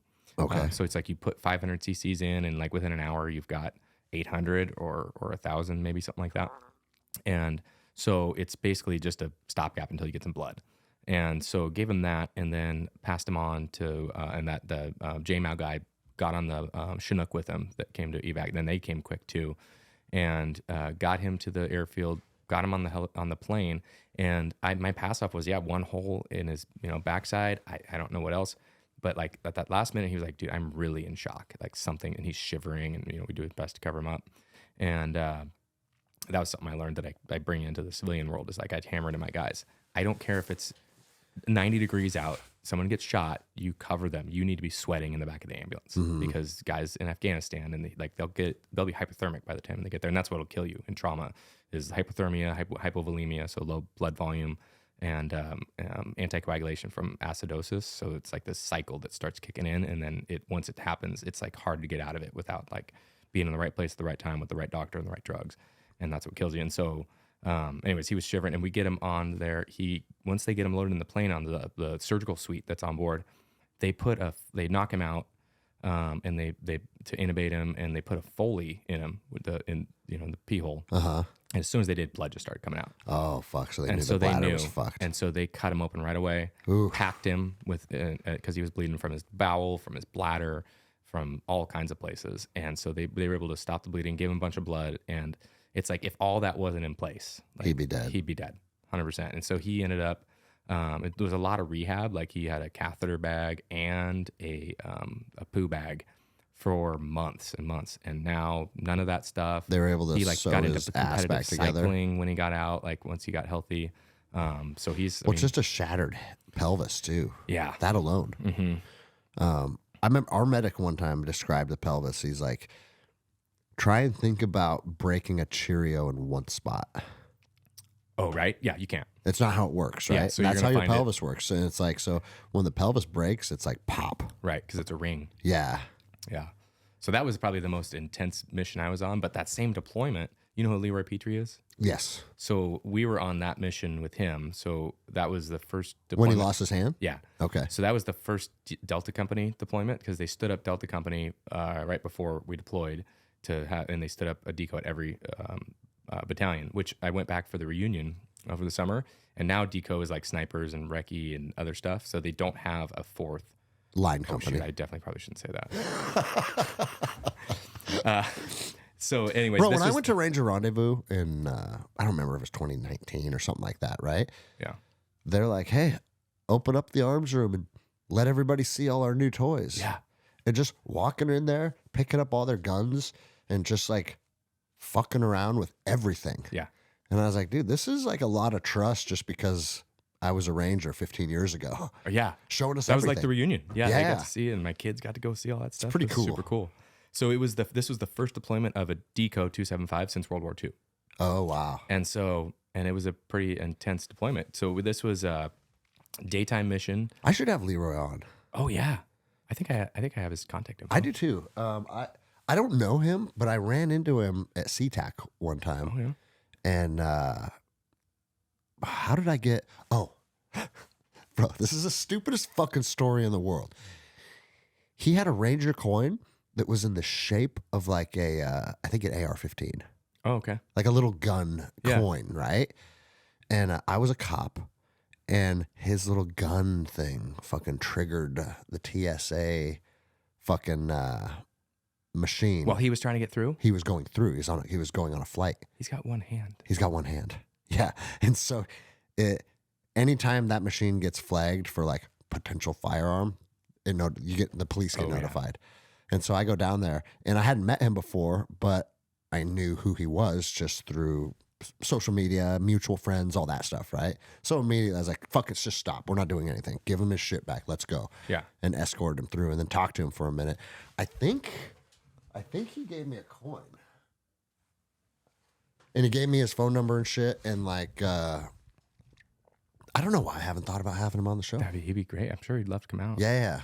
So it was, We were operating out of Sharana, which I think is Ghazni, and I could be wrong. It's some G name. And bro, I'm actually pretty impressed you're remembering all the different fucking names. I know. Like, it's the acronyms that I forget, like the infantry acronyms and all that stuff. bro, I could hardly remember them while I was in, let alone 20 years later. Well, when I was deployed, I wish I knew more about like culture and geography, because like there was plenty of people that did know that stuff. I was like, I'd get out of the striker and be like, oh, I'm in some neighborhood here. Okay, doing my thing. Yeah. So we had like pagers. The leaders had pagers, and we were only doing nighttime stuff. And all of a sudden, we get paged out midday. And we come rushing back in, and we were going after some really high level guy. I think it was like Bin Laden's courier or something like that. I could be wrong, and probably shouldn't share if I even did know for a fact. But somebody big, because a midday hit. 160th wouldn't fly during the day without like, I don't know, 06 level approval or something like that. And so we were going out with 3 Chinooks, 2 platoons plus, and as we're heading out there, bro, your storytelling's getting me fired up, because I'm imagining getting on the bird with all our kit, dude. And it's like, yes, middle of the day, we know something big is happening. Because a lot of times when I reflect on the wars, it's kind of like some of the stuff we talked about earlier, right? But it was fucking rad too. Yeah, every time. I mean, I love that. I mean, I can remember the smell of the aviation fuel, the stuff leaking inside the Chinook, where you're like, the hydraulic is fluid that dripping a problem? on you? And the crew chief's like, nah, it's fine. That's why they have the buckets of it there. It's only a problem when it stops leaking. Oh yeah, right. I remember they used to say that. Yeah. So we're loaded up on the aircraft and we're flying out, and all of a sudden, they're giving signal to plug in and to here. And so somebody left, the vehicle left the target. And we were about, I don't know, halfway, 2/3 of the way there. And so my platoon, or my aircraft, was assigned to do a vehicle interdiction, which I was like, rad. I've never done that. Like that's all like Delta stuff, right? And yeah, and I'm gonna let you in on a little secret. They don't shoot the engine block. No, I watched Black Hawk Down with my kids the other day. That's not what they shoot. Yeah. And so we peel off, and so they're landing a Chinook and a light platoon short. And so we ended up being like a kilometer away, stopped the guy. There was no resistance or anything, and so I don't know if he was like the pizza guy or something like that. And so they get it; they're getting it on as soon as they get there. They're taking fire. We lost one guy, Chris Gaither-Cole, took one to the head, and he went down right away as they were breaching. It was just a hornet's nest there. Petrie took around to through both legs. I don't think it hit bone. Went in and out through his thighs. One round through both legs. I'm pretty sure. Like if you have him on, you can double check. But I'm pretty sure that's what happened. And I mean, we're hearing it. We're close enough to hear all this gunfire. And meanwhile, we're kind of hunkered down in this field behind a berm, and we're listening. You can hear what's going on. We're listening on the radio. So they have one guy down. Petrie's wounded, and it was pretty soon after that the grenade came, because they were hunkering behind like a chicken coop or something, and he was with his squad. I think he was the weapons squad leader at the time.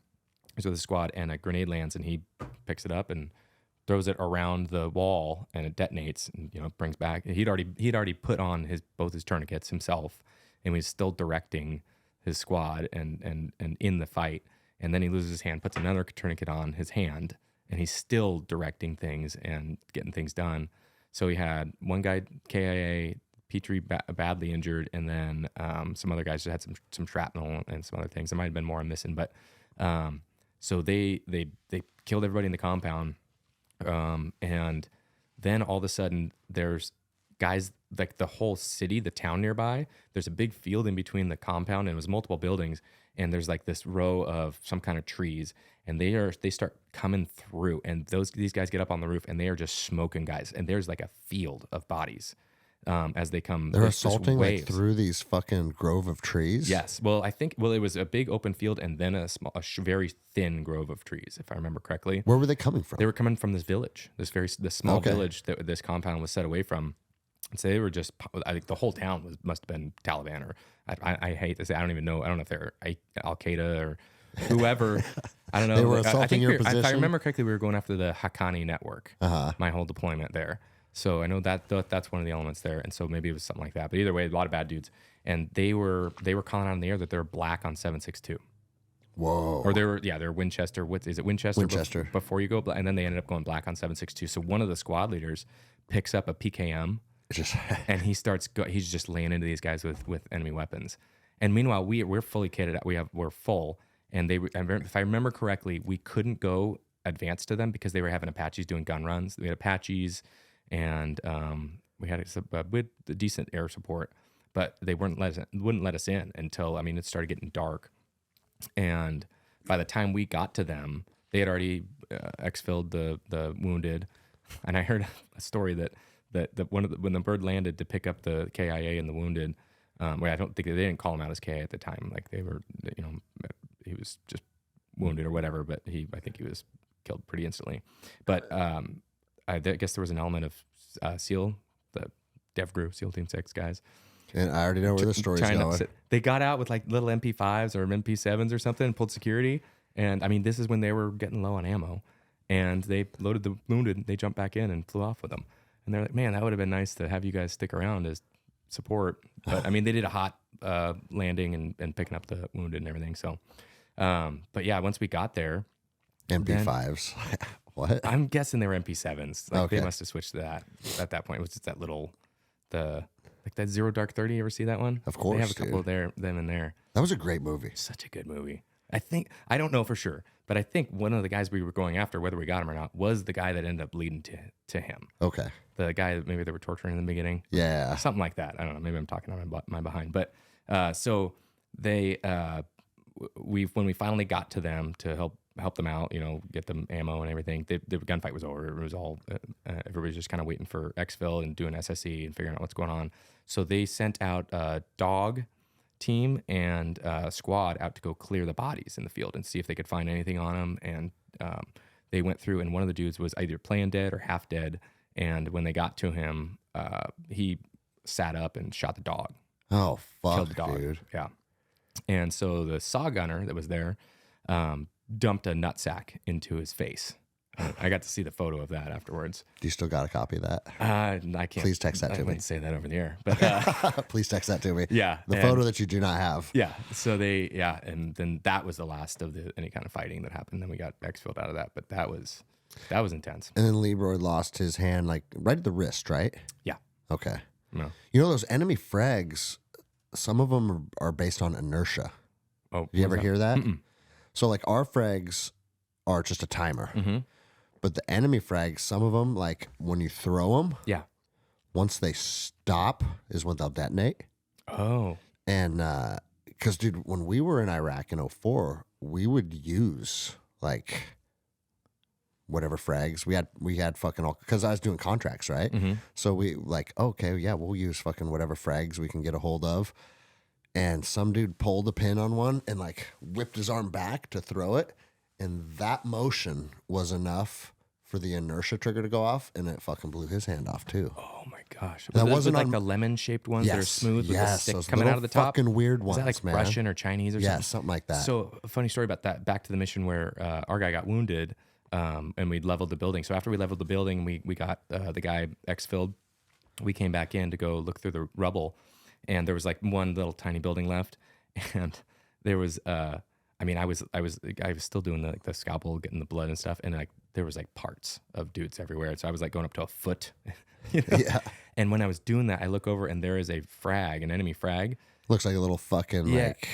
And I'm pretty sure it did not have the pin in it, and it was resting with a piece of rubble on top of it, keeping the spoon on. Oh fuck, dude. Yeah. So we got away from that really quickly, but we go back and we're back clearing, and like they're like, hey, let's frag this little building here. I don't know how anyone could be alive in there, and they're like, they were all gone, and I always carried one frag, and so they were like, does anybody have a frag? You didn't carry 50? Well, no, nobody even told me I could or whatever. Yeah. I just saw a box of them sitting in the ready room, and I'm like, I have a pouch for that, Yeah. And so they're like, anybody have a frag? And I was like, oh, here you go. And they're like, Doc, where'd you get a hand grenade? I'm like, I don't know. From Anchorman. I don't know.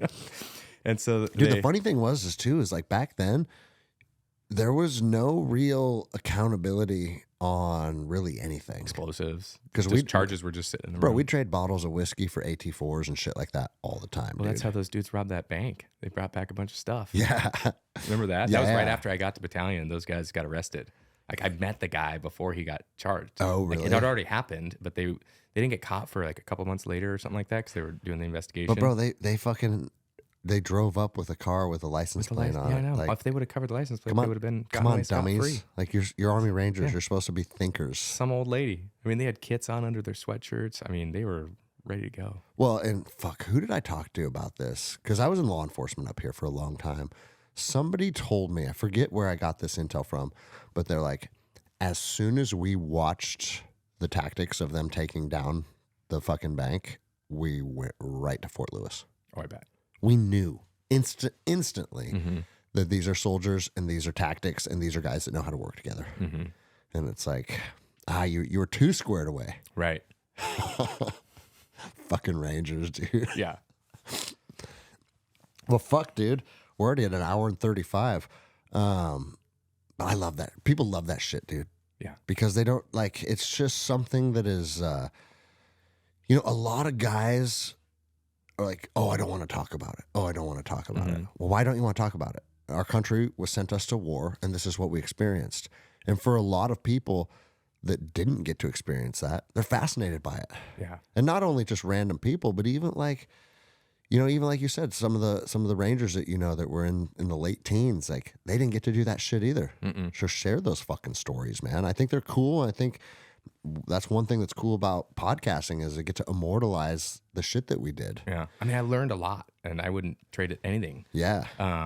But I will say, on like to kind of roll into the dark side of things, I was an alcoholic probably since high school, realistically. We were all alcoholics in Ranger Battalion. Yeah, right. And some people dropped it when they got out. They became, as alcoholics call it, normies. Anyone that's ever been to an AA meeting will understand that.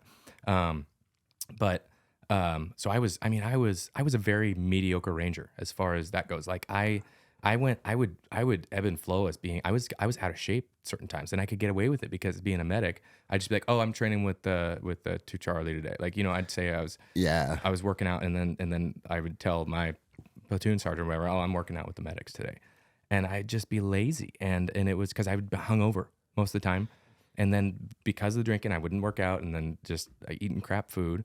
And just got out of shape. Not nearly as much as when I got out, but like for a Ranger, for sure. Yeah. I could still do my job. There's no way I could have passed a, Ranger School PT test. But that I'd say like, and then I'd go on deployment, get ripped, because, we're not drinking and I'm working out every day and going out on missions. And so then Isn't it crazy to think deployments are some of the best shape of your life? Oh, yeah. And then I get back and get all, depressed and, go down the path of getting out of shape. And then, and so for instance, when I was in SOCM, I don't think I shared last time, I was drinking so much. I almost got DUIs twice in SOCM when I was in Fort Bragg.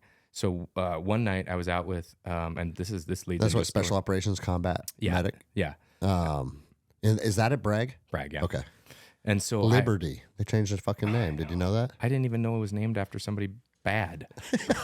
Yeah. So it's like now that you changed it, now I know the history of that guy, which is like I heard they changed Benning too. Yep. Yeah, they're changing them all. I think it's DEI. I think it's all going back. Get into that. I heard it's going back. Oh, good. It's fucking because Fort Bragg, Bragg, dude. Things. It's Fort Bragg. Right. It always fucking has been. Yeah. Because, dude, I was there a couple months ago. Maybe it was 8 months ago or something now. Time just fucking all blends together. But I was meeting somebody on Bragg, or like right outside of Bragg. Mm-hmm. And I typed Fort Bragg into Google Maps, and it didn't come up. But Camp Liberty or whatever it's called now, Liberty did come up, and I was like, "What? I don't want to go to Camp Liberty. I want to go to Fort fucking Bragg. What is this?" Right? And then I Googled it, and like, oh yeah, they changed it because of racism. Because that's gonna help. Racism. So one of the other medics in school he was going out of town for the weekend, and I asked if I could borrow his car. He had like a Honda or Acura or something like that, and he let me borrow it. And so I went out with my buddies, and we're drinking, and I'm drinking and driving, and I think we even had like a bottle of vodka. We're like drinking off a bottle of vodka, and I was like, bro, I was just gonna say, when drinking as a Ranger, I don't think. I don't know. Maybe a lot of guys did in college. That same kind of just straight reckless, like a fifth of fucking whiskey. Oh yeah, it was bad. I mean, looking back now, we're going out to drink as much alcohol as we can. And that was like on the way to the bar, right? In the car. I was going. One of the guys was with me. Was like 19 or 20, and I think I might have been, because I turned 21 when I was in Sockham. And so we're merging, we're taking an exit. And the way I remember it is that a dude clipped me, but chances are, because of my inebriation, it was me. You clipped him. It like caused some damage on the front bumper, and so we pulled over and everything, and I'm like, okay, cool, just get the information exchange real quick. We'll take care of that. We don't need a police report. Exactly. Yeah. And sure enough, I don't know if he called or if the cop was just happened to come by, but the cops come by. I'm like, oh, I'm done. Because I felt it wasn't like, oh, just had a couple beers or whatever. I was drunk. Hammered. I was drunk. Yeah. I wasn't blacked out or anything because I wasn't even browned out, but I was drunk. And wait, what's the difference of browned out to brown out? You remember stuff, but you're definitely not in control. Blacking out is you don't remember anything. People have to tell you what happened. So the cop shows up. It makes me feel good to know that I will never experience that again. Yeah, I know. I just have no calling for it anymore. Yeah. I guess it was fun when it happened, but looking back, it's like I'm shaking my head. Yeah. But so I'm talking to the cop. My buddy, who was under 21, as soon as the cop shows up, he just like walks briskly away, and of course that looks suspicious. The cop sees it, and he's not chasing him or anything like that. He's like, "What's up with that?" And I was like, "He's MIP." He's like, "Okay, why are you driving?" Basically, you're like, "I'm gonna throw him right under the bus." And I like, he's MIP. I instantly was like, I am in the Special Operations Medical School. I'm a Ranger. Like, I normally don't pull all these. I was pulling out everything, pulling out all the cards, and I was like, "Please." Yeah, I'm fucked, bro. Yeah, I go. You're gonna get RFS'd. And, and so he's like, "All right." So he calls JFK and calls like the I think it's a captain on duty, staff duty for the JFK Special Warfare School for all of the school. That, I mean, on one hand, not putting you in jail and charging you is huge, right? Right. But the fact that he calls staff duty. Yeah. Oof. So he calls him. Guy comes out in a van, picks me up. I go back. I report to him, and that guy was super cool. He was like, "Did you get a DUI?" No. He goes, "Fuck yeah. You're drunk, huh?" And he's like, "Yeah." And he goes, "I hope you know how lucky you are." He goes, "I'm not going to report this to the Ranger Liaison." Wow. Because if that happened, then I'd be done. That's what. Yeah. But so then my second mistake. You should send that guy a fucking knife or something. I hope he's a general now. But the guy so my plan was I feel like I was in a sitcom, but it really was a messed up thing to do. I was not going to tell the guy that I crashed his car. I was just going to get it fixed and just not tell him, right? It was really minor, like body damage. And so the thing is, like, I didn't get it done in time. Yeah. How much time did you have? It was like 3 days or two yeah, days. Good maybe. luck. Yeah. So I was like, all right, I'm just going to be a dirtbag and tell him, oh, I don't know. Someone must have hit it in the parking lot. Oh, fuck, dude. Oh, yeah. So I lied to another Ranger. Damn, dude. That's unacceptable. Totally unacceptable. But I mean, alcoholics are liars. Yeah. That's a symptom Protecting of it. yourself. Yeah. And it's, you get in your own head. You're just making excuses for excuses for excuses. Do you ever make it right with that guy? I mean, at the time I was very apologetic and I ended up talking to him. The way he caught me is that the police report. Got it. The little police report, the whatever was filled out was in the glove box. And so he confronts me and I'm like, I'm lucky that he didn't get beat up. He's a big black dude. Not that this race matters, but it paints a picture in your head of somebody that could probably hurt me, right? Well, and also like, there's not a lot of black dudes in Ranger Battalion. True. So yeah. You're not used to interacting with them and dealing with them. Yeah, I thought I'd mention it for DEI purposes. And so I'm instantly know, wow, you just violated one of the what is it? Not the Ranger Creed, but one of the standards. Yeah. Definitely a Blue Book standard. And so as soon as he confronted me, I went straight to the Ranger Liaison because I wanted to get ahead of it. I apologized and I was like, I'm going to make this right. And he's like, of course you are. You're going to fix it. And I was like, and I went to the Ranger because there's a Ranger Medic Liaison there that just like helps the guys with whatever, gets them their assignments and everything. And I went to him and I was like, I messed up. I messed up crashing his car, but even more so, I lied to another Ranger. And I really haven't, I just wanted to tell you, I'll take whatever punishment comes with that. And he was cool about it. Like, he's like, yeah, you really effed up. Like, that's really bad. And I'm sure it was probably because of peak GWAT and we needed medics that I didn't. Because I bet you during a time of peacetime, I would have definitely been gone. But I was already halfway through. The other side of it is that you didn't own it initially, but once it went bad, you owned it at the highest level that you could. Mm-hmm. And that's probably what saved you too. Yeah, so I got saved on that one. And I don't remember if this one was before or after that. It would make sense if it was before, because that was like my final like wake up call. I didn't stop drinking by any means, but Just stop drinking and driving. Stop drinking and driving. Yeah. Until I got out, and then I did that fairly regularly, but only buzzed. Right? Yeah. So it's fine. But another time I bought this Jeep. Oh, it had to be afterwards because I was borrowing a vehicle. So I bought this Jeep from one of the 18 Delta students, which ended up being a total lemon. That's a whole nother story. But it was, I was driving this Jeep. I ended up going out to some party from some guy. He wasn't even a military dude. I don't remember how I met him. Bro, we always ended up at the most random house parties. And it was like, I don't know, 10 miles from the base out in the boonies. And they were like, I didn't even drink that much. I was like, I remember I had a couple of these, like whatever mixed drink they had, but I was getting bad vibes. I was getting weird vibes from these dudes. And there was a couple chicks there, but I was like, I remember thinking like, I don't know if it was like a rapey vibe, but I was like, I got to get out of here. Yeah. And so I was like, cause they wanted, I don't know if they like thought I was so cool cause I was a ranger and this and that. And like, I was like, I don't like this. I got to go. So I get in there and I head back, and the Jeep had like a tail light out. Oh, fuck, I was driving dude. fine, everything was fine, but I get pulled over, and I'm looking for like mints or something. I found some peanuts. I threw some peanuts in my mouth to try to, but it's coming through my skin, as you know, right? So the cop pulls up and he's like, "Hey, I'm gonna need you to take a test." Like it wasn't immediate. Like that wasn't his first suspicion. He was just letting me know about the taillight and everything, and then he goes, "Hey, I'm gonna have you take a test real quick." And he goes, and they do on the spot breathalyzers there. Okay. And so I blew in it, and he's like, "And this, I know I was not 21 yet." And so in my head, I'm thinking, if it's anything, it's DUI. And so he goes, "Hey, I don't know if you're on your way up or on your way down, but you better get back to base." Dang, kind of thing. dude. So got away scot-free on that one too. And so like there was all these signs. Well, also like we're at the age now where it was 20 years ago when we were doing this shit. Yeah. And cops could still fucking like throw your keys in the fucking ditch. Like that kind of shit now. Be cool. And like, that's actually like, I'd rather have my keys thrown in the ditch any day of the fucking week than deal with a fucking $10,000 DUI. Yeah. And be RFS kicked out. But now, like, if a cop were to do that, their career is probably on the line. Exactly. That's against protocol. Yep. You can't throw somebody's keys in the ditch. Yeah. So, I mean, I definitely, the alcoholism was there.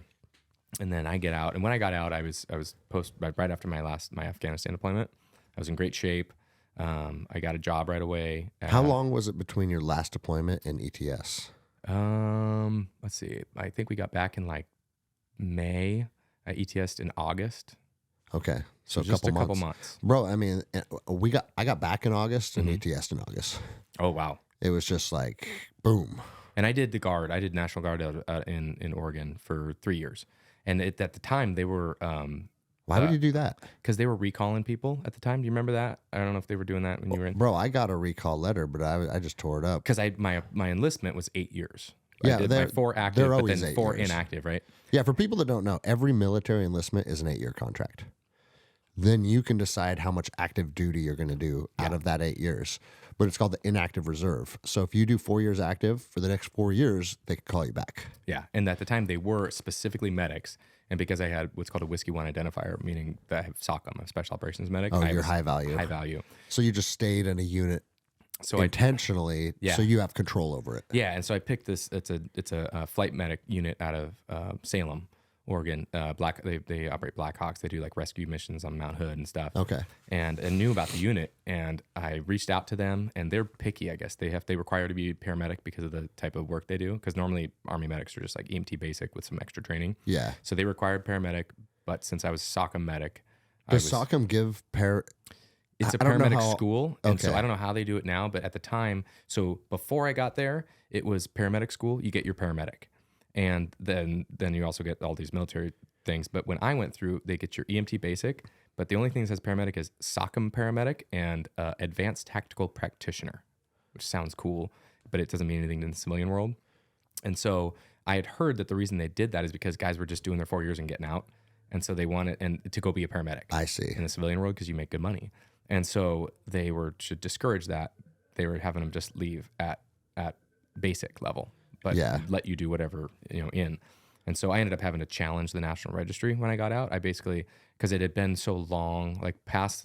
If I had just gotten out, because I looked into it, actually my brother helped me because he's a firefighter medic in Oregon as well. And I got out, and he was like, there's no way you're going to, because I was ready to go back to like civilian paramedic school, which would have been just ridiculous. And he's like, there's no way you're going to do that. He's like, you got to look into it. Just write a letter to the president of the National Registry. And I'm like, yeah, right.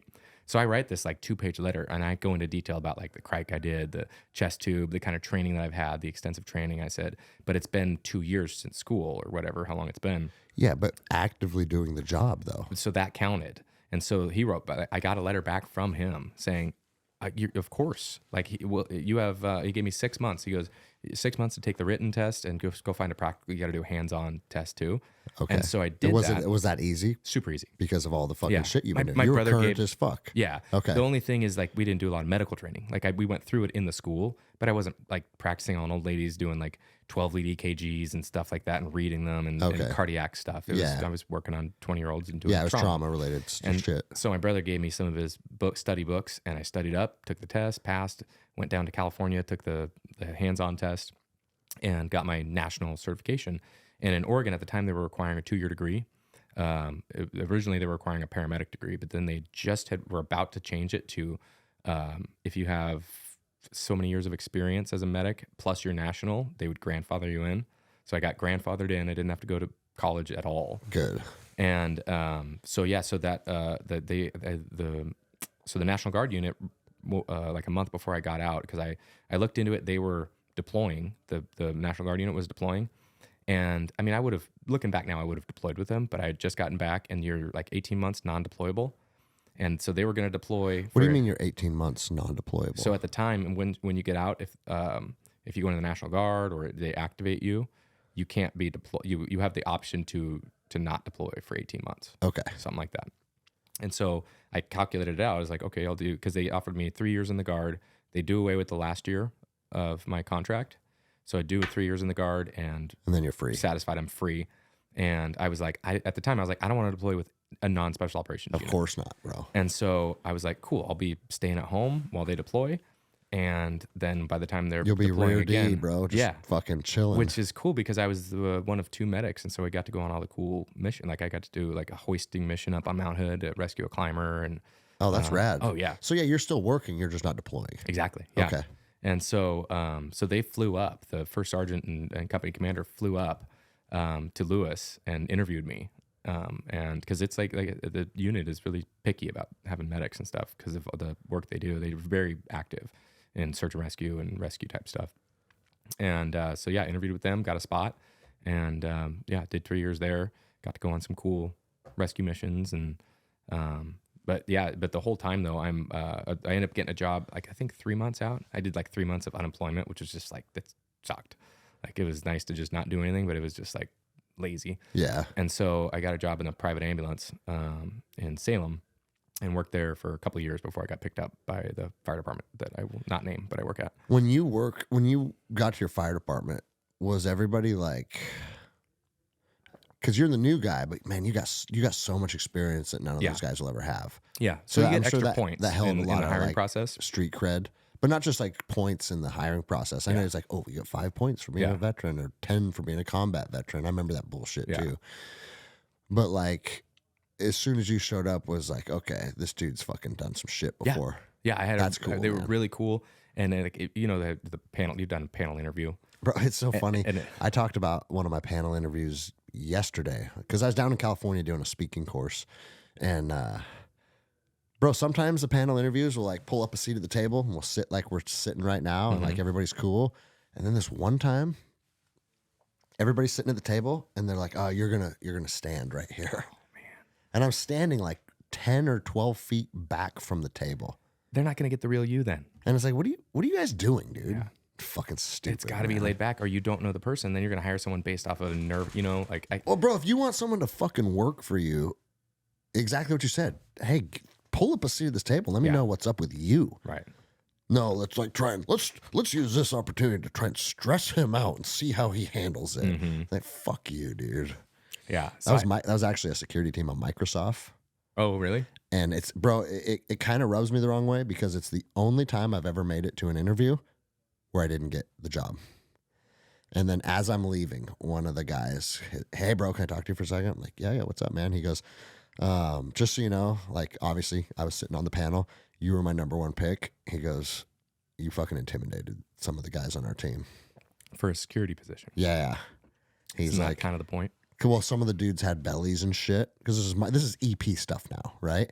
What's that? Oh, executive protection, yeah. right? So it's like, now you're in the civilian world, and now it's like dick measuring. Mm-hmm. It's like, oh, you don't want someone that's, and bro, it was for Microsoft. We had to do a PT test. We had to do a shooting qual. We had to do all this stuff, and I smoked it. And then they're like, oh, well, there's just some stuff in the interview that we're deciding not to pick you up at this time. And then I was like, all right, whatever, I'm leaving. And that guy came up and grabbed me. Come to find out, he was the only dude on the team that was like former special ops guy. So there was some kind of grudge or something. Yeah. No. The guy that was he was actually a former SEAL. He's the guy that grabbed me and goes, just so you know, you were my number one pick, bro. But as you can see, based on some of their physiques, they're not like us. Right. I was like, but you know what? Blessing in disguise. Yeah, of course. Who wants to be on a fucking team? Bro, any team you're ever on, I hope every single guy on the team is bigger, stronger, faster than me. Right. That makes my team stronger, not weaker, dummy. Yeah. Like, oh no, I want to be the biggest dick on the team. So you want a team that's weak? You want everybody on the team to be weaker than you? It's just for diversity. Lets you know they've never been on a team that's actually operational. Right. Well, so yeah, to answer your question, it was the interview was easy because it was like, they were asking, hey, tell us about a stressful situation that you've been in, how you got You're through like, well, this one time this guy lost his entire face and I criked him. I think I told them the story with that grenade going off. Not that grenade, the one that was detonated near us that bounced back. Because most of them were like, oh, well, one time my kid crashed his bike. And yeah, right? They actually told me, they're like, well, you're the first one that there's been a grenade involved. So you're like, good. And I ended up getting number one on the list and getting picked up. And yeah, but meanwhile, I had this dark secret. I was just this raging alcoholic and drinking every chance I got. So that was what year then? 2011. So you got out, you got the fucking good job. Mm-hmm. Everything's going well, but you're still just fucking drinking all the time. Mm-hmm. Are you married with kids by this point? No, I was, let's see. I got married in 2013. So I was with my wife. I was engaged when I got hired at the fire department. Okay. And I was actually living, I was living about 3.5 hours from where I got the job because I wanted to, I was living in the outside of the Portland area. And I thought I wanted to work for like Portland or one of the big departments. And so I was kind of holding out for that. And I thought, oh, well, I'll get hired, at this, somewhat smaller department. And then I'll just, that'll be my foot in the door kind of thing. And then I ended up falling in love with the place. But so I was commuting and like, it was the standard for me was like, cause I'd need to get there, early. So I'd be leaving, I'd getting up at 3:30 in the morning. Yeah. I'd still be drinking until 11 p.m. Are you out fucking partying, being a wild man? Or are you just at your house? I was a home drinker. I would go out if somebody invited me, but So you drink until 11? I don't. I'm throwing it out there. Maybe. But what kind of like when you say drinking, are you having like liquor? 5 drinks? Oh, I don't even remember. I like half a bottle or fuck, more. Dude. Murder, literally killing your body, dude. Yes. And I'd wake up. And again, like we all did that as young Rangers, but for whatever reason, when I left that lifestyle, it wasn't hard to leave that debauchery behind. Oh, man, I kept it going. I just raged. Even by yourself, huh? Oh, yeah. I definitely drank by myself. In fact, I would avoid going out in public because if I went out in public, I might black out. And then, my girlfriend or fiance or whoever at the time would have to tell me the next day, oh, yeah, you did this. We got you in the car or whatever. One thing that Rangers specialized in, though, is it's like you just said it. I'll be out till fucking 1 a.m. fucking taking fucking Jaeger bombs, and at 6 a.m. I'm PTing. Oh yeah, and so it's like because it seems like you're functioning at a high level, everybody thinks you're good, huh? Yeah, what do they call it? High functioning alcoholic? I was like the classic. Although I wasn't really high functioning, I wasn't taking care of myself. That was hard enough on my body, but then I was also not making good food choices, and I wasn't working out because I did for a while. So how long did this toxic cycle last? Oh my gosh. Till 2017 is when I finally got sober. So for 6 years. Fuck, that's a long time. And it was up or down, and there was times when I would work out just so I could go drink, right? So I was actually maintaining because when I got hired, I had to I had gotten a little out of shape from being on a private ambulance. It's just it doesn't have to happen, but it's just the classic thing because you sit around a lot, you go to these posts, you don't have access to a gym on duty, and it's just they're all excuses. Of course, there's plenty of people that are fit doing that, but Part of it was like, I just think I remember because I lived with my brother from right when I got out until he got married in 2000. Like it was about a year and a half, and it was a blast. Like me and my brother, best friends. He's older, 6 years older, and he was a firefighter then. And we would go out like on wing adventures. Like let's go find the best hot wings in town. And we'd go to a bar, have a couple beers and some wings, drive to another bar, have more wings and beers, go to another bar, and just get hammered and go out and like we'd adventured by drinking. And but it was fun at the time. And but it was not. Then he ended up getting engaged, and so I got kicked out of the house. Like, yeah, get out of here, bro. Got my own Our place. wing adventures are fucking over. Exactly. Yeah. Well, that was a whole thing. I was so mad at my sister-in-law for the longest time. Like, you took my brother from me, and now we're cool. But we're supposed to do that forever. Yes, exactly. I could have. Gosh, there was one time we came back from the coast, and like I definitely should not have driven back, and we made it home. And we wanted to watch It's Always Sunny in Philadelphia. We were way into that show. You ever heard of it? I've heard of it. I've never watched it. We were way into it. And so like we got home, power was out because we were not responsible. It wasn't that we were broke. It was that we were just not responsible enough to pay the bills. Oh, yeah. And so we go to try to, so we call the hotline or whatever, and they're like, well, it's going to be a whatever, $200 reconnect fee, and we're not available to this time. And we're like, what if we just get it turned back on ourselves? Because if you pull your meter, let it sit for a minute and then put it back in, it'll reset it. I don't recommend it to anyone because we don't even pull them as a fire department. If like on a fire, we'll turn off the at the breakers, but we call the power company to pull them because you need like lineman gloves, and it's like if there's a weird connection, it'll zap you with whatever it is, 240 or whatever going in the house. And so we're like, they're like, yeah, you'll be charged with a tamper fee. And we're like, well, what's the tamper fee? Like $100. $50. Yeah. So copy that. So we pull it, and we had already started drinking more when we got home, so we're really crappy at this point. Pull it, drops it. It's one of those glass ones, shatters it. Oh shit, dude. So we have to call them, pay the reconnect fee, pay the tamper fee. And like at the time, it was like fun and funny. I mean, we were both taking Ambien because they give you Ambien when you get out. God, dude. I was snorting Ambien at one point. I mean, Yeah, you're fucked, bro. Oh, dude, I was taking any pill someone would give me. This was usually just opiates. So then this led to, I mean, it's funny because listening to how you're kind of reminiscing now, there's a smile on your face, and it's like, only you liked because it though. I've repented. Right? And it's like, fuck, dude. We were fucking eating wings and fucking like snorting Ambien, but like, I mean, I barely dabbled in the Ambien shit, and that got dark fast. Oh man, I only took it a time or two. Using it so bad, bro. I took it a time or two, and I took some Ambien and chased it with whiskey, and it knocked me out for 24 hours. I've heard of that. 24 hours. I woke up and was so confused because you never sleep for 24 hours. Mm-mm. A whole day had went by, and I was like, was this just a nap? Or is it the next morning? And it took me a while to understand what the fuck was going on.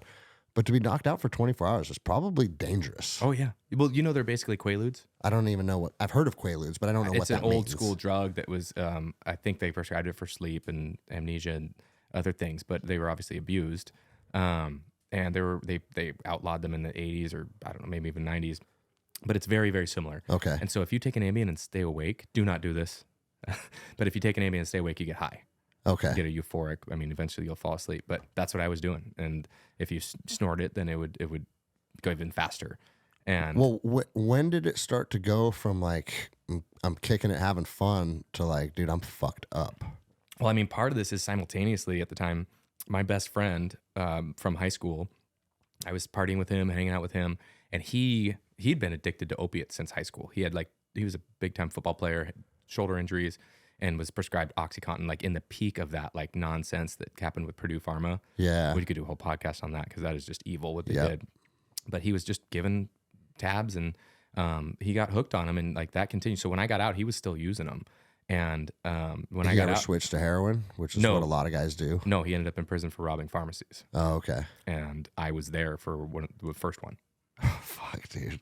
I won't say anything else than that. It's past the statute of limitations. Yeah, but, you didn't kill anybody, right? No, I was the getaway driver essentially, and so, but he got away with that, And then unbeknownst to me, after I was like, all right, that was messed up. Yeah, I ain't cannot playing believe your fucking games anymore. I cannot believe that I participated in that. And then he did 3 more. Okay. And he got caught on one of those ones, fingerprint or something like that. So I'm good. He deserved to. Yeah. So it's fucking stupid shit, dude. Right. And so and armed too. And so I get a call from him in jail, and I'm like, I can't have I just can't have anything to do with this. Yeah. I didn't respond to him. I ended up getting called in because my number was associated with him. And you're just text like, messages. Fuck. And I mean, I was a reserve deputy at the time. Dude. For a sheriff's office. Yeah. I mean, this is the first time I ever said this to more than a handful of people that are close to me. But I mean, it's been long enough, and I'm like I said, I've repented for it, and it's something I don't mind sharing, because if it helps one person wake up and snap out of it, well, then great. So that was kind of that was a big eye. That was the last time I ever touched opiates. Okay. But because I mean, I would be with him, we'd be like drinking. Well, I want to get some, and like he had a couple dealers, you know, that were street dealers or whatever. And he'd go. We'd drive to their houses in, you know, shady areas, and I was like the whole time I was like, I felt like I was on a ride along in my own body. Do you think? Because I have this nature of like, I'm not a bad person, you know, I'm a good person. I'm a veteran. I'm a public servant. This and that. And meanwhile, I'm doing this stuff, and I just. Yeah, and so a lot of people like think when combat veterans are out just being fucking degenerates, and it's like, well, you know, you got to understand what they went through and what they're struggling with. Did that have anything to do with it? You think? I think so. I mean, there was definitely. I mean, every time I'd get hammered at home, I would, you know, blackout or near blackout, drunk, and I would retell the stories, like shooting that guy. That obviously bugged me, because I would tell my wife every time I was drunk, over and over again. She became my therapist, basically. Which your wife shouldn't be your therapist. No, not for a hammered drunk guy that's sitting here crying and talking about his sorrows and this and that. And so obviously it was affecting me. Yeah. So I was trying to drink it away so I wouldn't feel my feelings. What did it take for you to start to connect those dots? Well, my wife threatened to leave me. Okay, that'll do it. So that law led up to, let's see, it's hard to remember the timeline, both because of the alcohol and also because it's been a while. But so I'm going down this path. I quit opiates, and the thing is, I will say this: I never ever used at work, ever, because that's why I knew I was. You're functioning. I was high functioning, squared right? away. Never everyone. I was what I like to call rotten fruit. If you looked at me, oh man, he's a combat veteran, former ranger, you know, firefighter. All this stuff, and squared away at work. Inside and off duty, I was a criminal. I was awful. Yeah, and an addict and a criminal, bro, alcoholic. And so the opiates, that was like literally the day my friend went to prison. I haven't had any other than from injuries, and thankfully that's not a thing for me. I don't even think about it.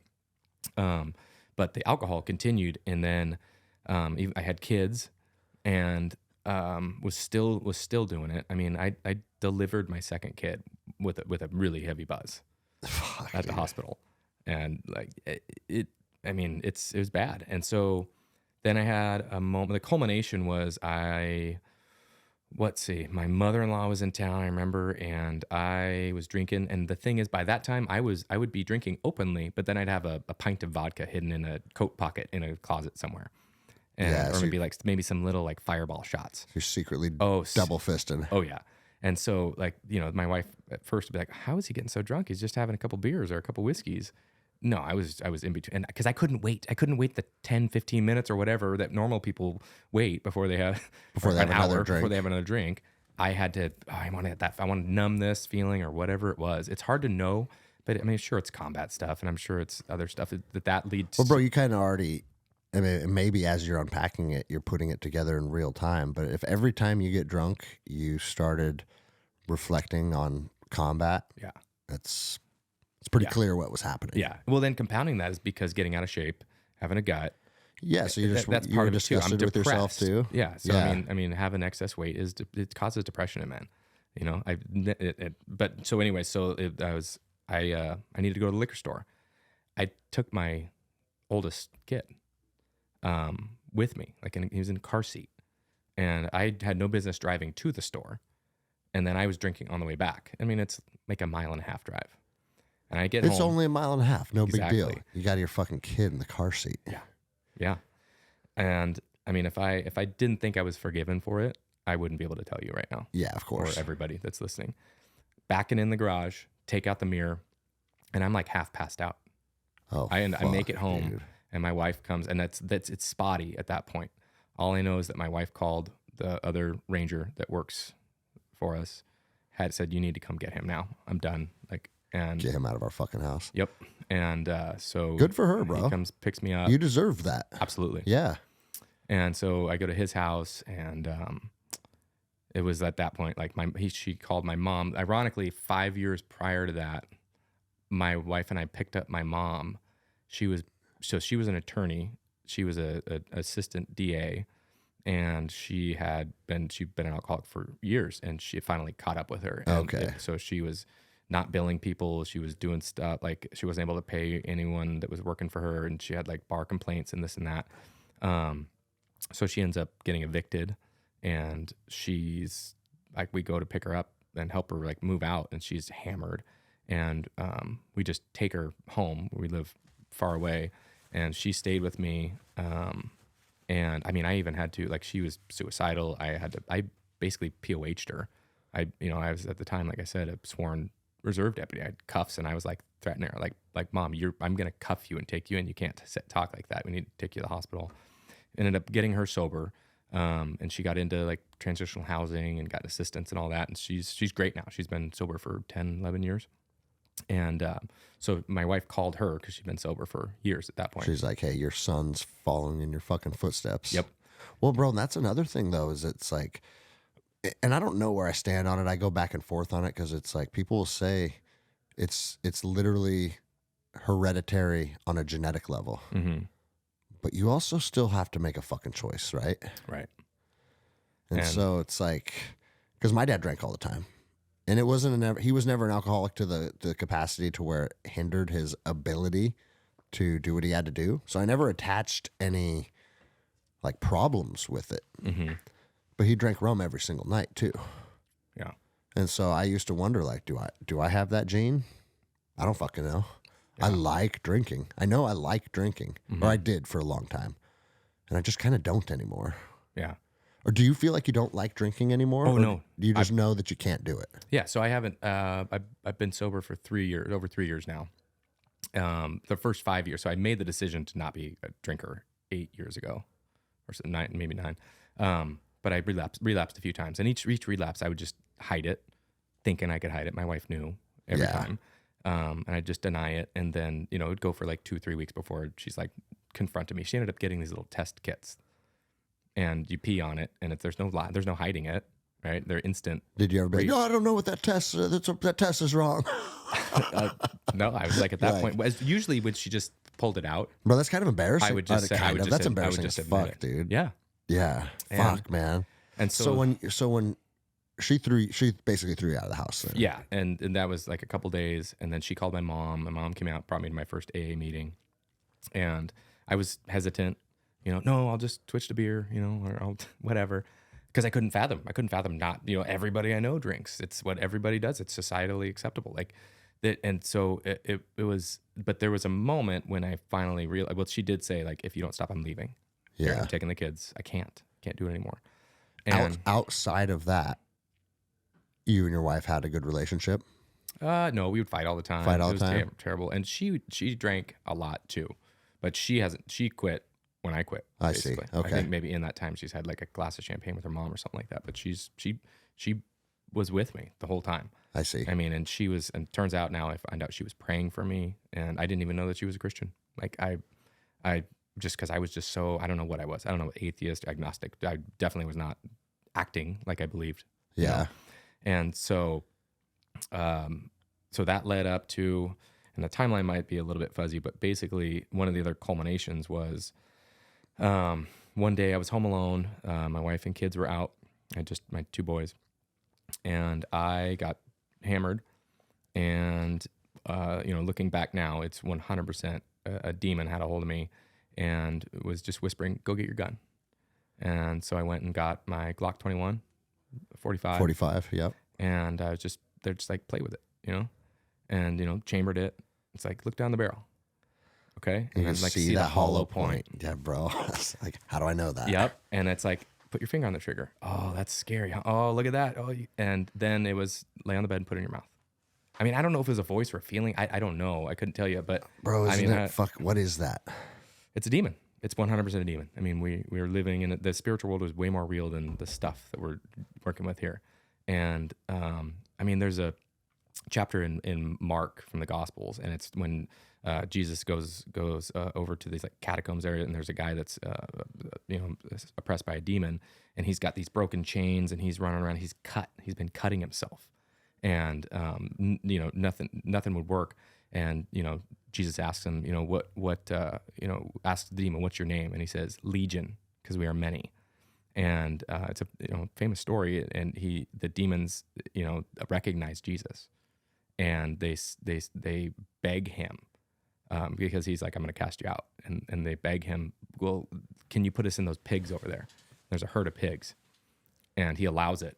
And so he casts them out into these pigs, and the pigs run off and go into the ocean. And there's a lot to that story, and there's a lot like reasons why, like demons, I guess, or like seek dry places or something like that.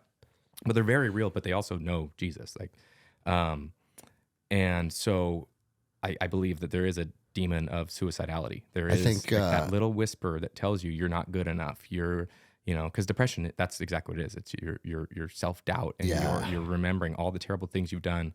And so, but I wasn't conscious of that at the time. At the time, I was just like, oh, you're just playing. You're playing with it. And I put it in my mouth, and I what's a Glock triggered? 5.5 pounds. I must have had 3.5, 4 pounds pulled. And I was like, what's the worst? You twitch a little bit, and then it's over. And at the time, I thought I stopped because I'm like, I don't want my kids to find me, of course. But in reality, I know now it was God stopped that, because he had more for me. And then like a few days later, I'm in the shower, and I'm actually sober, which is rare. And like I told you, I grew up Catholic. I passed all the tests and got like the little like cake so I could take communion and all that. I dumped it all. I couldn't tell you what I was supposed to learn. I didn't know anything about Christianity. I think, on a side note, I think that's part of what Catholicism does to people. I know so many former Catholics that never developed a relationship with Jesus. But I'm in the shower, and I get a voice in my head. And I mean, I'm sober. I'm not a crazy person. I know it's not me. It's not my thought. And the voice says, I came in your form. And I'm like, I don't know. Like, I came in your form repeatedly, but it also came with a strong feeling that I can't describe. I don't know if I'd say euphoric, but it was good. But at the same time, is this feeling like as if they continued saying, I came in your form and you still can't figure it out. I came in your form and people still can't understand. And so I was like confused. I came out of the shower, and I knew my wife was raised Christian, and she was definitely more into that than me. We didn't go to church or anything. She didn't. And I found out later she'd been praying for me the whole time. And I said, hey, honey, is Jesus supposed to be God in human form? And she's like, yeah, duh. And I'm like, well, he just spoke to me. Yeah. I don't, I felt crazy. I almost didn't tell her, but I was like, something happened. And it was the moment, because I thought we just, we went from bacteria stew to monkeys to us. I was straight materialist. I guess you'd say atheist. I didn't care. And so all of a sudden my world was flipped upside down. Okay, God is real. What am I supposed to do with this? Like, as much as the sky is blue, it became apparent to me that God is real. And reached out to me. I didn't have a pastor. I didn't have anybody that was telling me to be anything. And I was supposed to have killed myself. And so as soon as you felt that connection to spirituality, that was, I mean, obviously your wife left you, you thought about killing yourself. Like, well, she hadn't left me, but I mean, it was like, she kicked me out of the house for a couple days because of the incident. Immersed in darkness. Yes. And as soon as you had a connection to spirituality, that was now the catalyst that turned your life 180 degrees. And, well, actually, so the timeline, this happened before I quit drinking.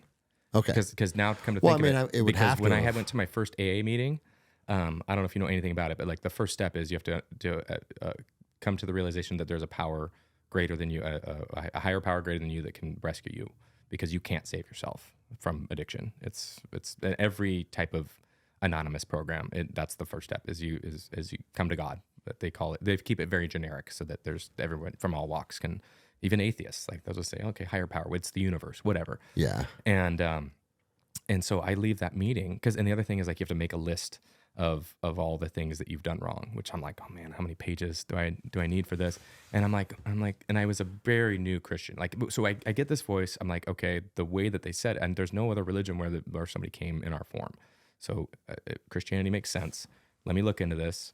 Jordan Peterson helped me, as far as that goes. Listen, the things all lined up too. Like I heard who Jordan Peterson was on the Jocko podcast, and he had this special on the biblical stories. Like it's like a 13-part series on the psychological significance of the Bible stories, and it starts with why there has to be a God, not like from the because I've also listened to people who are like super science minded, and they like say like, if you believe in the Big Bang, you believe in a miracle, the biggest miracle that's ever happened, which is everything coming from nothing, right? So like we're starting with that's a miracle, okay? And then like they get into like the laws of entropy as far as like, okay, we live in time, space, and matter. That means whatever created that has to be timeless, spaceless, and immaterial. Like all these, like it's called apologetics, basically getting someone who's a materialist atheist that just thinks like lights out when you die, nothing matters, that kind of thing, getting them to understand, like, no, if you believe in certain things of science, you have to at least be open to the idea that a God, a creator exists, right? That not specific.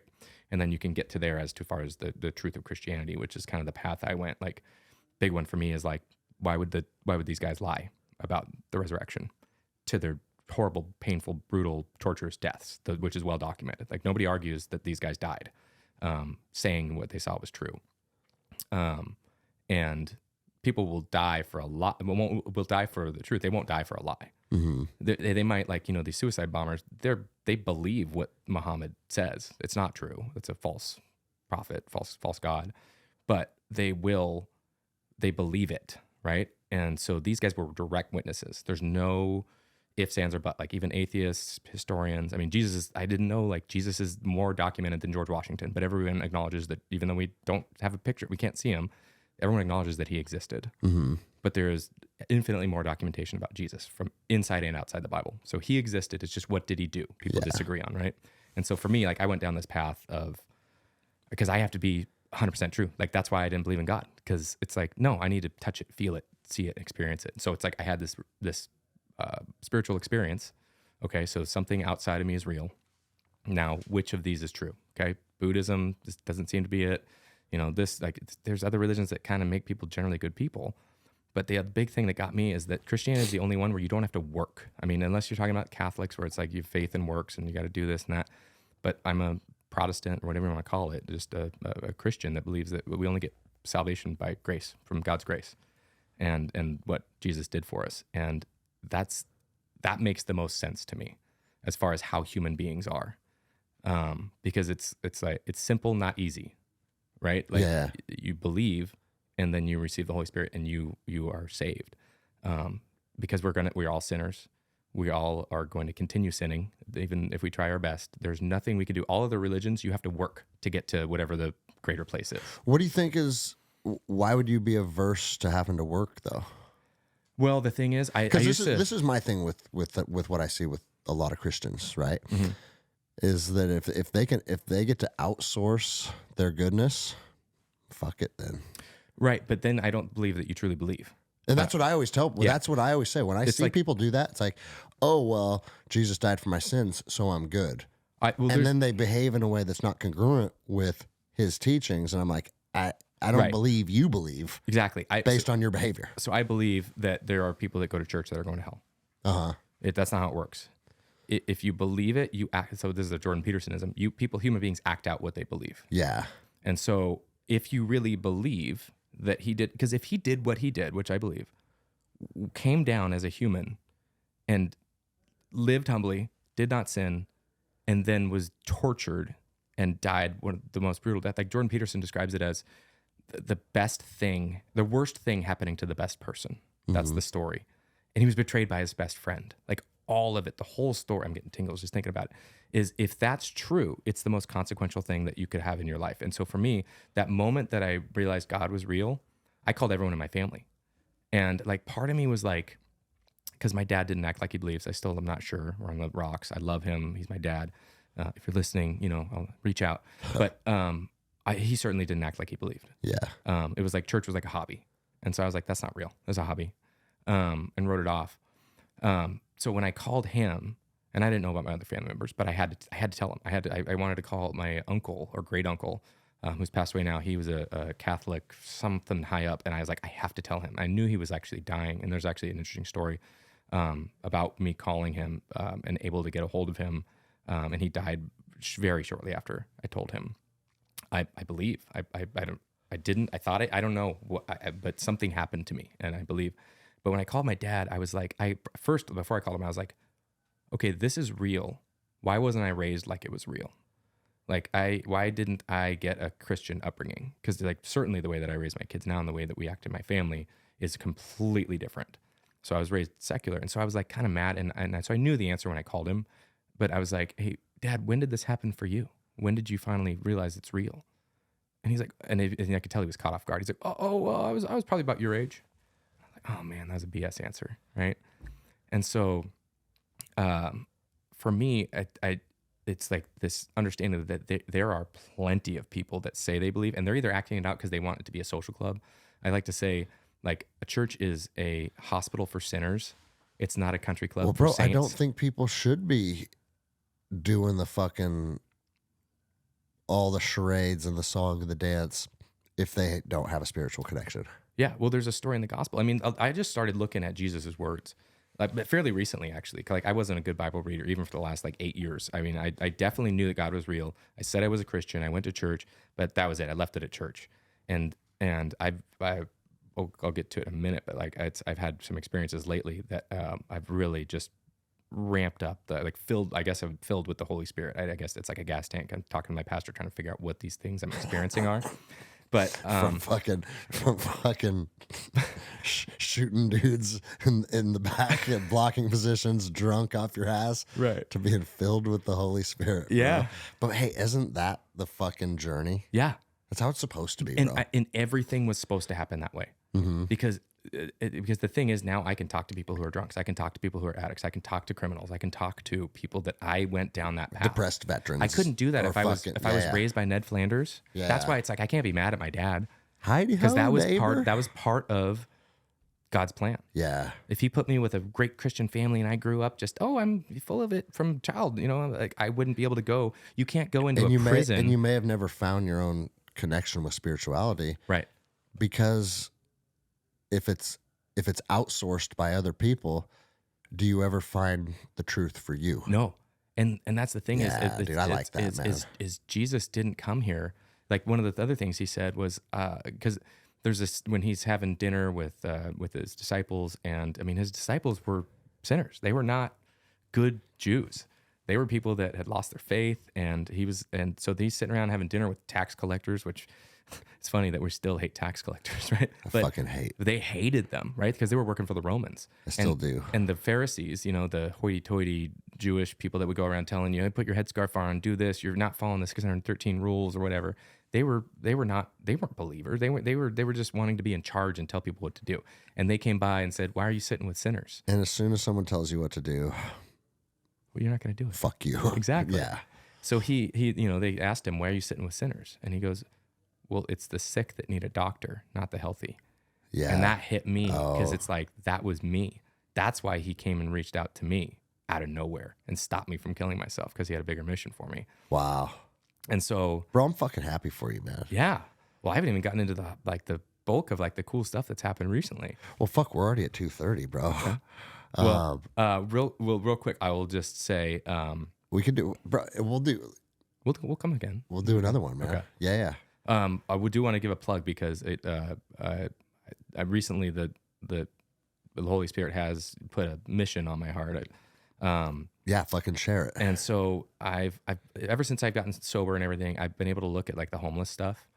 It's everywhere, right? And it's like, I know those people, not like people that are just out of their home, they lost their job, they like. No, we're talking about the guys that are shooting heroin in their dicks addiction in Portland and Seattle, fucking rotting in the streets. They cannot be helped without God. right? It can be a God of their understanding, as AA says. In my opinion, it's Jesus. They need to know that Jesus loves them. How do you do that? How do you go up to somebody that is just out of their mind? I don't know yet. But I've always been like the guy that's like commenting on the news thing on social media. I know what they need. It's Jesus and addiction help. And it's like, first of all, I'm being that hypocritical Christian, right? And just commenting on a story. So some secular guy comments back and he goes, well, the churches used to be who took care of the poor. What's happened to them? And this is exactly the kind of stuff that Jesus came and told the Pharisees about. Because the Pharisees were like, what is it, 10% of your tithing? They were counting out mint leaves, right? To be exactly. And it's like, Jesus is like, that's not it. You take care of your neighbors, the golden rule, all this stuff. He came to wipe out all those laws and all this hypocritical stuff. And, it's judge not lest you're ready to be judged yourself, right? So for me, I can go judge an alcoholic. I wouldn't do it in a way that would be uncomfortable, but I've gone through it.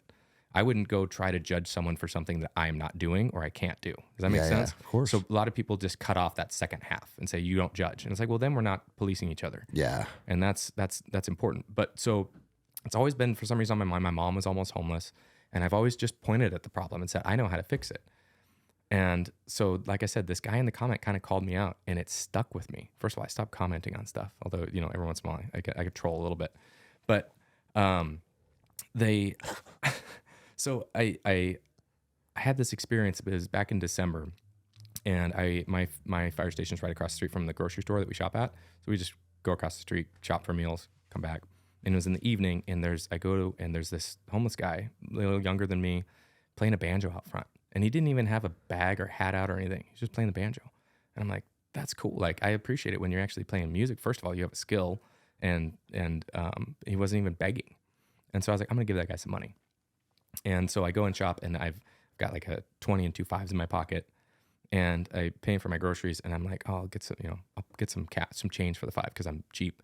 And all of a sudden I have a feeling that I've never experienced before. I possessed is a bad word to say because I said it to my pastor. And he's like, don't use the word possessed.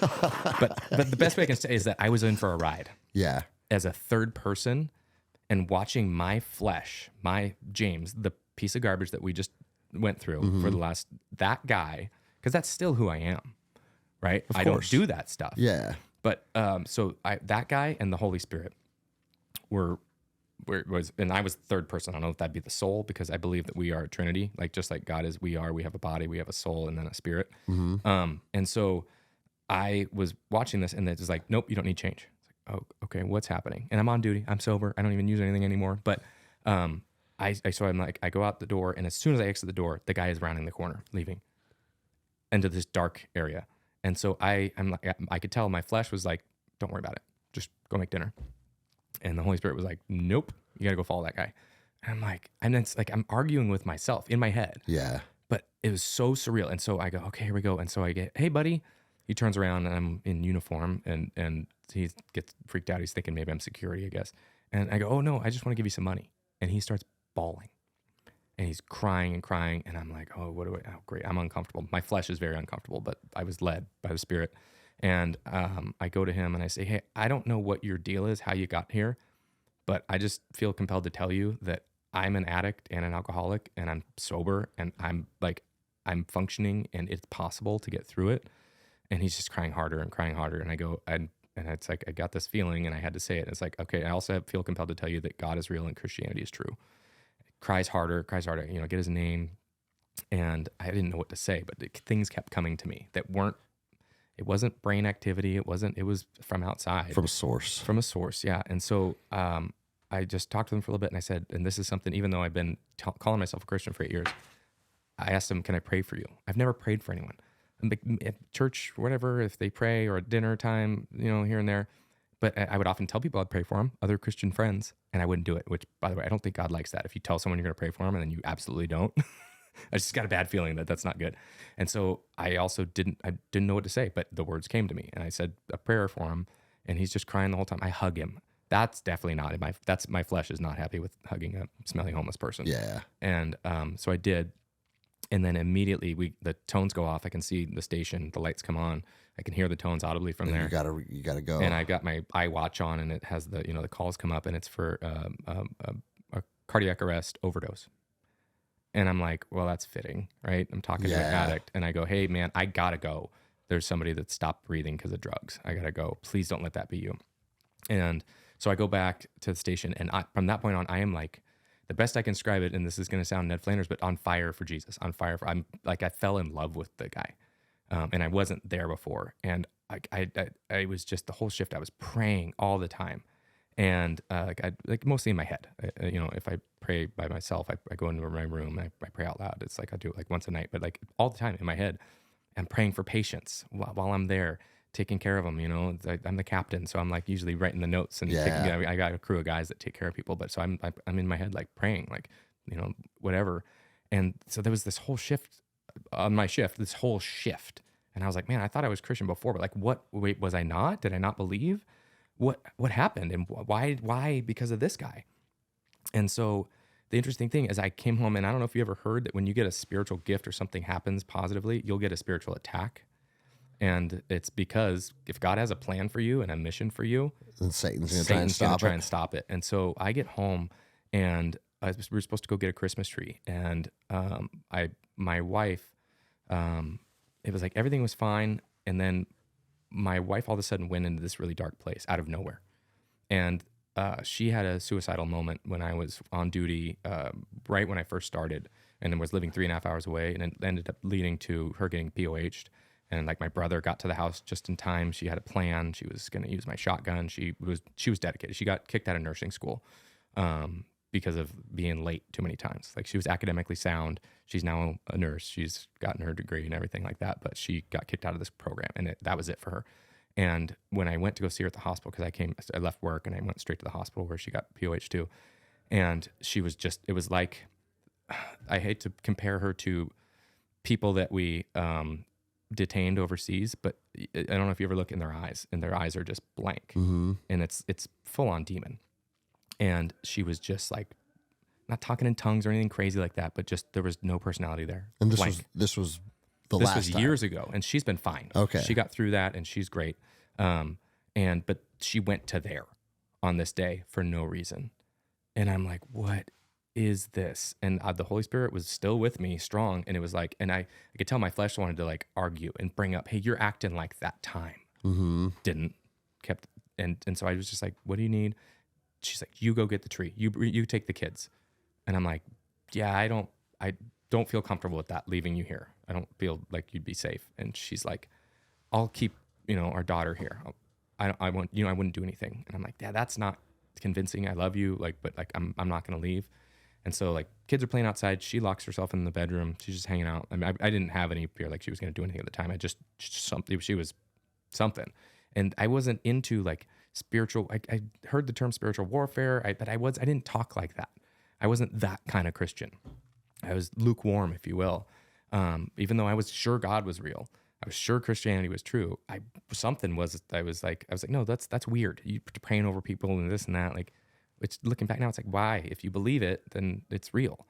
But I had this overwhelming feeling to pray for her, and it's interesting because, like, I don't know, maybe you'll know this dude. There's this MMA guy who he became a Christian after he had an experience where his ex-girlfriend, and he's like got a southern accent, he's a little short guy, and he was talking about how his ex-girlfriend came over just tearing stuff apart, and he wasn't Christian, he didn't have any of that background, but he said he had heard that you can pray demons away in the name of Jesus. And so this guy with no background or anything just out loud said, in the name of Jesus, I pray the demons away, whatever. And he goes, she stopped immediately, and like she wasn't within earshot. So you heard story. I heard that story. And you're like, I'm going to give it a fucking try. Yes. And I did in my kitchen. Was that Bryce Mitchell? I think so. Yes. Okay. Yeah. And so I did it. And I don't remember what I said. But I know it's important you say, because they know, like that story I told you where they begged Jesus to put him in the pigs, because they know that he has dominion over everybody. And so I did it, and within 5 minutes, she walked out of the bedroom. And I didn't scream it. She couldn't have heard me. She comes out, and she's like, something just shifted. She goes, I need to be outside. And I was like, what do you mean? And she goes, let's go get the tree. And I'm like, okay, it's like 3:30 in the winter. I'll grab a headlamp. Let's go cut this thing down. Sure. And so we go out, and we're in the car. It's just quiet. Kids are in the back seat in the truck. And she just turns to me all of a sudden and goes, "That was Satan." Damn, dude. And I just got chills, and I'm just like, okay. And did she and I feel told it her get fucking pushed out of her? I don't know. You know, honestly, I haven't asked her. That's the first thing, bro. I know. Well, I think it was just so, like I said, I believe her. I didn't believe in all that stuff. She corroborated your feelings and her feelings and the shift. Yes. And I told her that I prayed a demon away, and like we just started crying, and I was like, okay, this is very real. And so anyway, well, let me ask this, bro, because we got to wrap it up. Yeah, sorry. We got to wrap it up because it's at 2:40. I think your fucking story is something that's going to resonate with a lot of people. Yeah. Going from all of our backgrounds to then fucking being a shitty criminal, addict, alcoholic, to now you're literally praying demons away. Yeah.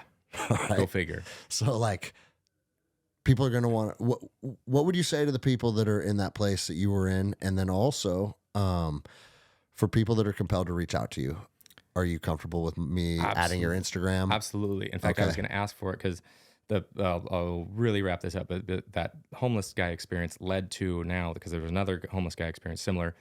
But my wife and I saw, saw that there was a woman that lived close to an adjacent town to us that was being evicted from her home. She's got terminal cancer and she's being evicted. And they had a GoFundMe trying to get her a trailer. And immediately both my wife and I are like, let's take her. Like, we have an RV hookup on our house. We have 20 acres, and we bought all this property. It's not like a farm or anything. It's a bunch of open land.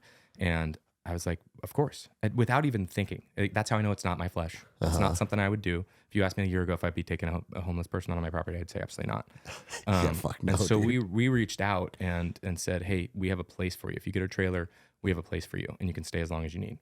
And she was kind of set back, and she's like, okay, well, how much? And I'm like, of course, nothing.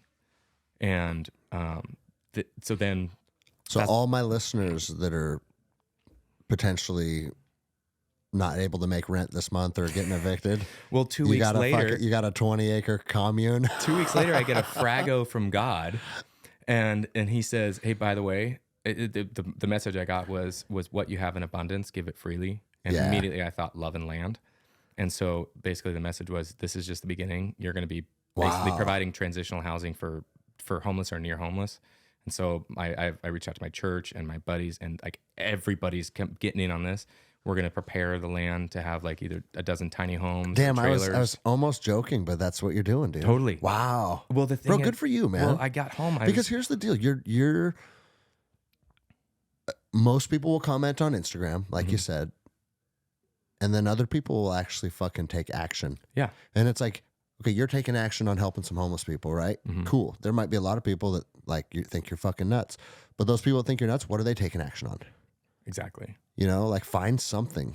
Yeah. And benefit people, and you're doing it. Yeah. And that's fucking cool, man. So we're taking this lady in for now because we can support it. But as far as the rest of it goes, I need to figure out like an LLC and a 501(c)(3) and all that. I'm sure you'll get fucking sued by somebody. Rezone my property. Shit. Oh yeah. But this is definitely not. This is a mission from on up high. It's not. Yeah, so I didn't come up with it. So whatever, dude. I have to. Yeah. And I just got back from this men's muster with my church, and the message was, you got to take that leap of faith. You got to, sometimes when you get a message from God, you got to just step out into the void for it. And just like you did. Yeah, right. Bro. I am sure that you weren't sure that you were going to end up having all this. No, fuck no, bro. When you made, but what you did was righteous. Yeah. And it would resonate with people. And God, God was watching, and it's not a direct, like, you do this, so God gives you this, but bro, you're being rewarded. I've told people a lot, you stand up for the truth, your life will move in a positive direction. Yeah, because God is the truth. God is, Jesus said, I'm the truth, the way,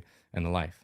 I know a lot of people think jujitsu is the way, but that's part of the way. It's part of the way. It's because it's true. Can't lie in jujitsu. I always say, I think jujitsu is a great catalyst into spirituality because it's truth. It's truth. You can't lie. You could be the biggest, toughest guy out there, but then the purple belt's going to put you in and tie you in a knot. Where can people find you on Instagram? So it's James M275 on Instagram, and I don't know what it's. If you search my name on Facebook, because I didn't use Facebook before, now I'm back on it. But if anybody has an experience with nonprofits, I'd love some help. Okay, cool, man. I will add. Text me or Facebook, and I'll put your Instagram in the show notes below so people can reach out to you. And yeah, you guys heard that. If you have experience with nonprofits, fucking zoning bullshit, fucking construction, whatever it is, like, or you're struggling with alcoholism, or anything. If his mission or his story resonates with you, fucking reach out. Yeah. And that's how this shit becomes reality. And that's how we start to move forward. So we didn't even get into DEI.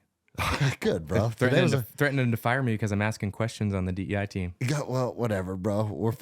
We had a fun podcast. Yeah. A lot of war stuff, which people like. And then a dive into fucking you finding your faith.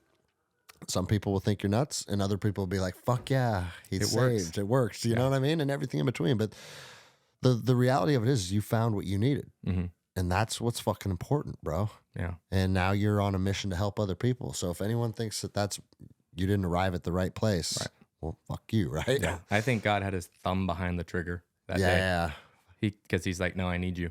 I love and that, And he knew bro. this was going to happen. Not this, but the mission, all this, everything. So fuck yeah. So there's obviously more. Well, thank you, bro. I'm going to wrap it up. Let's go find your son. And maybe we circle back in 6 months or so instead of 3 years. Yeah. All right, bro. All right.